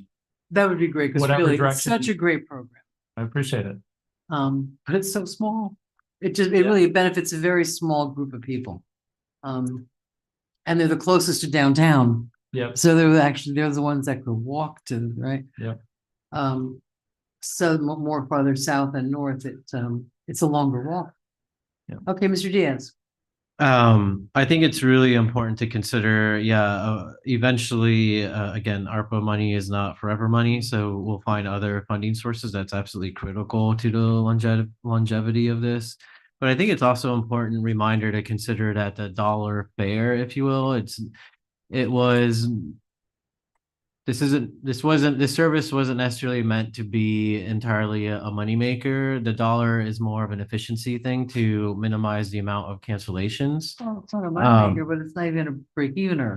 Well, I mean, that's not fine. much, It's there are things that government typically invest in services for their community, and that's kind of what we approach this as. And the dollar was more about to avoid cancellations, because if we charge nothing, the circuit's data was all pointing out that people would book the ride and then they're like, forget it, I'll walk or do something. So I don't.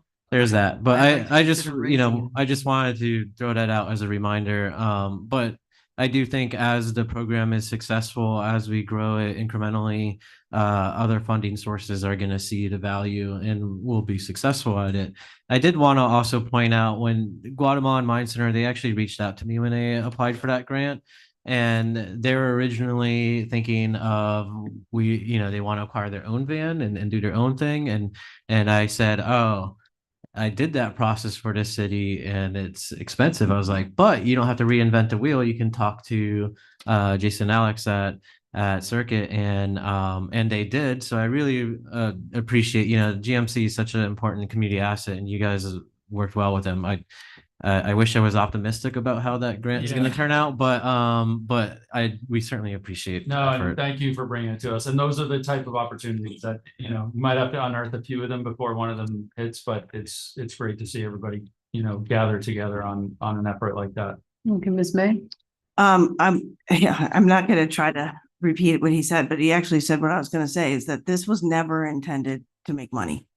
This was intended for two reasons. One, to decrease the number of cars downtown, and two, to increase the access of people around the city to not only downtown, but to the beach. So I mean, for me, the $9,000 or whatever it's going to be now that you get Dave's, great. That means let's expand it more. And I think definitely look at where would be the best location to expand north-south, as well as looking at times. Like, I don't know, but there may be a need in the morning and then not as much like you could take a break and then at the afternoon. I don't know, but it seems, I really like the fact that what I'm hearing from you is flexibility and you're willing to accommodate what our specific needs in Lake Worth Beach are, which may be different than Boynton, which may be different than West Palm. And, I think these are the types of programs where we all work together to make sure that we're meeting the needs that we've all up here discussed. So I appreciate that. Thank you. Thank you. Mr. Revoy? Yeah, similar, I think anybody who's had any involvement with public transportation knows that public transportation is almost always very heavily subsidized. It's not possible to do it otherwise. But society does it because the benefits are major. I-95 is about as full as you can get. So it's good to have Tri-Rail on it and get people on it at a rate that they can. Similarly with Circuit, we've mentioned that we are concerned about parking in the town and especially for employees. I have no idea what percentage of our employees come in by Tri-Rail, but I see people doing it. If we could do the connection to that, that might relieve some of the employee parking downtown. Obviously, also, as Commissioner Diaz correctly points out, that can be a major financial help between having two cars in a family or one. That's a big jump, and this can help. So I also very much appreciate, and it's something that Commissioner Diaz brought to attention from the get-go, that you're very data-driven. Let's not have theories about it. Let's collect the data and see, is it going up? Is it going here? Is it going there? I have to admit, I'm a scientist, so I kind of like data, but I think it's a good public policy to do it that way. And I really appreciate the flexibility in the accounting. Do we have a motion? Yeah, that's good. All right. Actually, I don't think we did have a first and a second. No, we did. It was me and McCoy. Oh, so Diaz. Okay, do we have any public comment on this, ma'am? Yes, I have one comment. All right, let's hear it. Sam Smith, 109 North Palmway. I very much like Circuit, although I do not use it much because I live pretty close to downtown. I work in West Palm Beach and their Circuit program has been in place for years and is very successful. Lots of advertisement, lots of ridership, etc. Every time I've used Circuit, the drivers are prompt, friendly, etc. The issue I have is looking at the numbers. The city and CRA have spent $200,000 for a year service that is all taxpayer money. CRA is still taxpayer money. We have 9 months of service data and we have just under 9,100 passengers. Using 9 months of service, 150,000, that is $16.50 per passenger in tax funded ride and $2 per passenger, assuming $1 a ride and a $1 tip. That is a cost of $18.50 per passenger. Looking at more recent numbers, there were 1,200 riders in December 2024. Doing the same calculation using 1,200 average over 9 months, it is still $13.80 from taxpayers and $2 per passenger for a total of $15.80 per passenger. As I've noted in my other two public comments, my question is whether this is the best use of our tax money when many residents are not receiving basic services from the city. What I didn't see in the backup data for the topic was the spread of passengers between Monday to Thursday versus Friday to Sunday. If 75% of the rides are Friday to Sunday or even Thursday to Sunday, why not think about reducing the days of service, but expanding the area served? Another idea I have is why not consider flipping the service area. Instead of offering service close to downtown, offer service further away and assume those that live within 3 to 4 blocks of downtown will walk. I would still keep the Tri-Rail Beach downtown corridor area. That's the only comment. Okay, thank you. I don't think we have any up here. I I didn't get a card. Letter, come on up. Yeah, come on up. What? Triolo, Northwestern Breeze. The one thing I don't know if you guys have already done or not is have a conversation with the Rollo neighborhood and Murray Hills neighborhood. You know, we've got the towers covered with circuit, but you've got a large senior community there. And if you're looking at expanding hours, morning hours especially, if you looked at your charts, both of them showed Publix as the #1 on both sides of the chart. And I'm sure there's a lot of seniors in that community that would really appreciate that kind of ride too. Good idea. Thank Could you. be quite focused to pick up. Yeah. Thank you. Thanks. Okay, all in favor? Aye. Any opposed? Aye. What? Aye. So was an aye. I think it was. Just because I know you're going to leave, would you be okay coming to the neighborhood associations meetings and present so that the presidents can bring that back? Absolutely. Excellent. I'll get your information from Joan. Okay. Thank you. Thank you all. Thank you very much. Madam Mayor, I have to sign off. My morning starts at 6 a.m. So was mine. Okay, I mean, yeah, okay. Sorry. Like we're not granting special privileges. No special privileges, just signing off. Two more almost done. votes. We have 2 more votes, 2 more issues. And They could take another hour. let's give it a try. Let's give it a whirl. New business, task order 1 with Shen Moore and Associates for consulting support services for Ramona and Gulfstream projects. Do I have a motion? Motion to approve. Do I have a second? Second. All in favor? Aye. Is that a I card? did have one card for this Okay. one. Oh, I just wrote McBoy instead of Diaz. Jill Carlin, who seems to have left. New business, yeah, Jill, are you out there? I don't think so. Okay, so all in favor? Aye, I think we. Aye. Okay, Aye. next. Thank you. Moving right along. This is my favorite part when we do this. Work order 2 with the paving lady for paving and concrete repair work. Do I have a motion? Motion to approve. Do I have a second? Second. All in favor? Aye. Thank you. Did we get to meet the paving lady someday? I know. I want to meet the paving lady. All right, It's actually a company. It's not one particular person. I want to meet them. Ms. Malega, we were now up to, do you want to hang out for another second and do your commission liaison report? I can't even form another sentence at this point, so I will bypass an update in 2 weeks. All right, safe travels. Thank you. You're excused. I appreciate you. I would like to form a sentence when I have to have my first meeting. Thank you. I appreciate you all. Thank you. Right. Okay, I'm going to second Ms. Malega's motion to do what? to pass on my comments. I'm not. Oh, okay, so you're No, not, on gonna- my comment. you're not gonna have any comments? No, I don't. Okay, I'm with her. District 3? I just have a couple comments. One, I like the fact that Circuit's going to come to NAPC. The only other thing I wanted to bring up for all of you guys, for us to start to have a conversation about, maybe on one of the agendas, is the valet parking downtown. I'm finding that last night I was down there and the entire block in front of the Playhouse was taken up in valet parking. The entire block in front of Oceano was taken up in valet parking, and the entire block basically where Paradiso is. And I don't know the agreements that they have made with the city to do that. I'd like to get that information. The other thing I would like to do is suggest that valet parking parks at the Bohemian. They can drive those, well, I don't care. They can drive those cars down there. Or that we mandate that, you know, employees park there, but we can use that. If it's a walk that people can make for, if other people have to park there, the valet people can park there. It's what I'm thinking. Turnovers.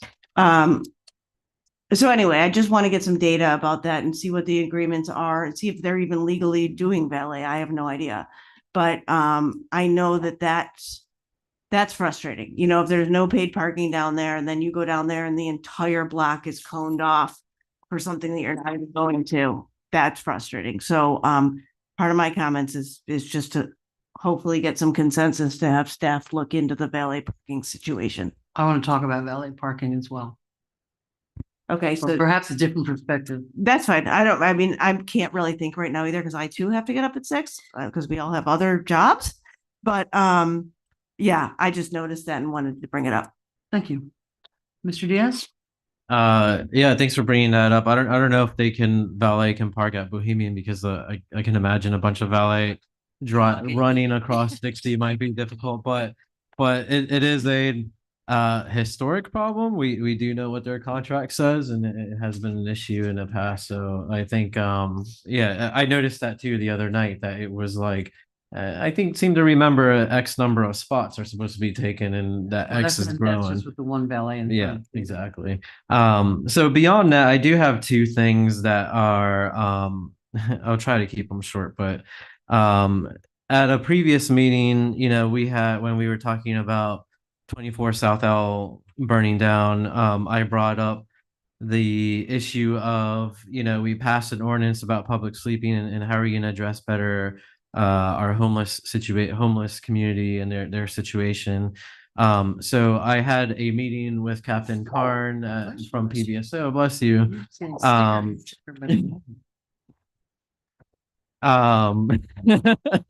Just so we had a discussion with Captain Karn and how we can, what options are out there, and you know, a lot of things were discussed. Captain Karn's just been really great, and it's gonna, I think, better address this with the homeless intervention team and others, because you know, the concern that I had brought up and I think is coming to fruition, I am hearing from people in the community is, you know, if push people out of one area, they're going to end up in the alleyways or backyards, a little bit more breaking and entering happening. So there are things happening in terms of PBSO to better address that. I think he mentioned there are things that we as a city can do to help facilitate that process, so that is being worked on. And similarly, a core issue or core source of those problems tends to be that people overstaying their welcome at our day use docks. And so we had a conversation with that as well. And, you know, we keep chipping away at this legal problem.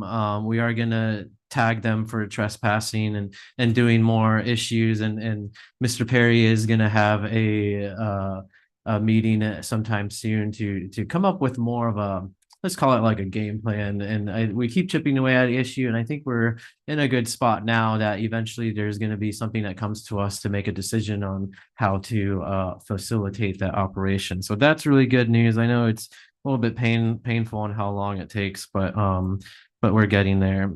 The other thing I had, I've brought this up to Jamie and William and others and staff, and it involves we have this really good, you know, previously things have been stagnant and we've been making a lot of good progress. And one of the things that we're doing is working with Ziskovich on the beach property. And they're such a really great contractor. They were such a great choice. Staff loves them. Things are moving along very well.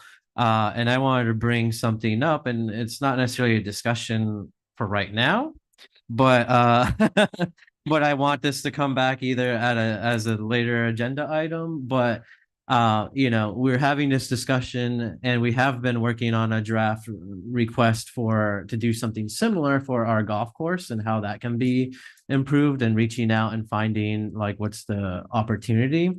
And something came up in conversation. He left, but thank you, Mr. Waters. He was the one who kind of mentioned it, and it got the gears turning. Instead of doing a separate RFP, maybe we should have a discussion on doing an amendment to the Ziskovich contract to expand into the golf course. Of course, they would have to want to do it. So I just wanted to bring that up so that as an option, if you guys want to, give instruction to bring that back as an option to amend that contract and factor in the golf course, because our golf course needs love too. It has tremendous potential. I think we all recognize that, and it would be great to move that process along for that property as well. Thank you. I'm sorry, Madam Mayor, it's 9:49. Can we just, to be safe, have a motion to extend to 11? Or to Motion. 10. Yeah. Motion to extend. Thank you, Ken. And really, I'm going to be. Second. All in favor? McVoy. I'm sorry, did somebody second? Yeah, McVoy. McVoy. Oh, okay, thank you. Wanna Oh, wrap- do we have a vote? Aye. Aye, we did, yeah. Thank you. You're welcome.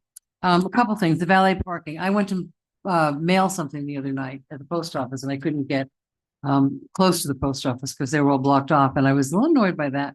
So I went to being a lawyer, I did some research. I went to the kickboxing place that was open, the door was open, and I stood in the doorway for a minute. I was like, please don't hurt me. But I said, who's who's doing that? And they said, it's the restaurant. So I went to Rustico. Very interesting. I spoke with Nino, the owner, and I said, really, you can't do that. Number, it was at night. So he said, Betty, my people call me, and if they don't have valet parking, they're not going to come because they're older. Well, this is more Palm Beach crowd. So I think we need to, it's a balance between being business friendly. We don't want to say to him, the heck with you, right? So I don't know how to solve the problem, but I don't think we should just out of hand say, you can't do that. No, that's not what I was Okay. Because that's fine. If it came off that way, I apologize. No, but it's a problem because I I had to park and walk a couple blocks and mail my package. But, so that's one thing I think we need to look at valet parking. And hopefully the parking garage will help with that situation. Two, another, I can't read my handwriting. The trees on downtown with the DOT. I'm in the middle of a forest of opinions and problems. And there was a meeting apparently today with staff, with Mr. Blaze. I called Mr. Blaze on Friday. I say, asphalt is not a tree. You cannot say you're going to put asphalt where there was a tree. And I'm getting a lot of comments from citizens saying everybody's hair is on fire about it, and I think they should be. I believe that there was the roots come up and so is dangerous. The 1996 design, put those trees there. And I don't know if any trees were actually cut down today, but there was a pretty urgent request. And Mr. Blaze, I spoke with him this morning. He was in the Zoom meeting with our staff, and I don't know how that turned out because I think if they're going to say we're going to cut down trees and put asphalt in those patches, I think we're going to have a problem with our citizens and myself and us. Well, yeah, no trees were cut down to my knowledge. I know that wasn't their plan. These were in the bulb outs and some of the areas where there currently weren't any trees. No, that's not what I'm hearing. That's not Okay, what. Okay, that's interesting because that's Mr. Blaze. So we'll visit just to bring it up and we'll visit it. The third thing was, this unsolicited, when we talk about the golf course and stuff, this unsolicited proposal that we got, which is, and it is what it is. I just think if nothing else, it's going to bring up some good discussions about how do we deal with this. And your proposal about having I think that's a good thing to start. And so I just want to, let's get that together and let's talk about, that was, I'm not going to talk about the unsolicited proposal at all. I'm not touching it. But I think it just brought up how we are at a point in time with our city to be starting to look at really start to look at what's going on. Of course, I get the phone calls from the golfers then saying, don't raise our rates, you know, you can't please everybody. So, but I think we need to look at it and maybe that's, I don't know. I'd like to almost kind of like to see how they do with the beach before we add the golf course, but we'll talk about that. Yeah, I just went to pension school for the first time after 3 years. It was fascinating. And I'll go back because I need to learn more. So, but that's really all I have. Mr. Manager, how are you? I'll be very quick. Yeah. We actually, we had a meeting, last week with DOT. There's a lot of DOT things going on in the city. We did get a lot of kudos as far as, our staff and dealing with them. And we're told that, we are by far the easiest city to work with as far as, dealing with all of these different things on and off. So. Give us a chance. Yeah. Only thing I want to mention, Friday I will be attending the Safe Streets Summit. The TPA puts on the Safe Streets That's Summit every coming up single year. So Friday. that's actually this Friday downtown West Palm Beach, which is nice because before it was downtown Miami and then it was Lauderdale. So this is actually local this year. So Yeah, it's I a was lot going to try to easier. go to that. So I'll be attending that on Friday all day long, and it's late, so I'll stop with that. Thank you. Madam Mayor, did you have one night when you state of the city? We do. I'm sorry, could you speak into your mic, Commissioner? Sorry, I almost, Our fabulous staff has made the arrangements to have a state of the city. I've been in office over 3 years and it's my second one. I've been cheated twice. So, state of the city is Thursday at the casino. It's gonna be a party, 6 o'clock. I 6 think. o'clock. Refreshments? No. Oh. You can buy them downstairs, There you go. which I shall be doing.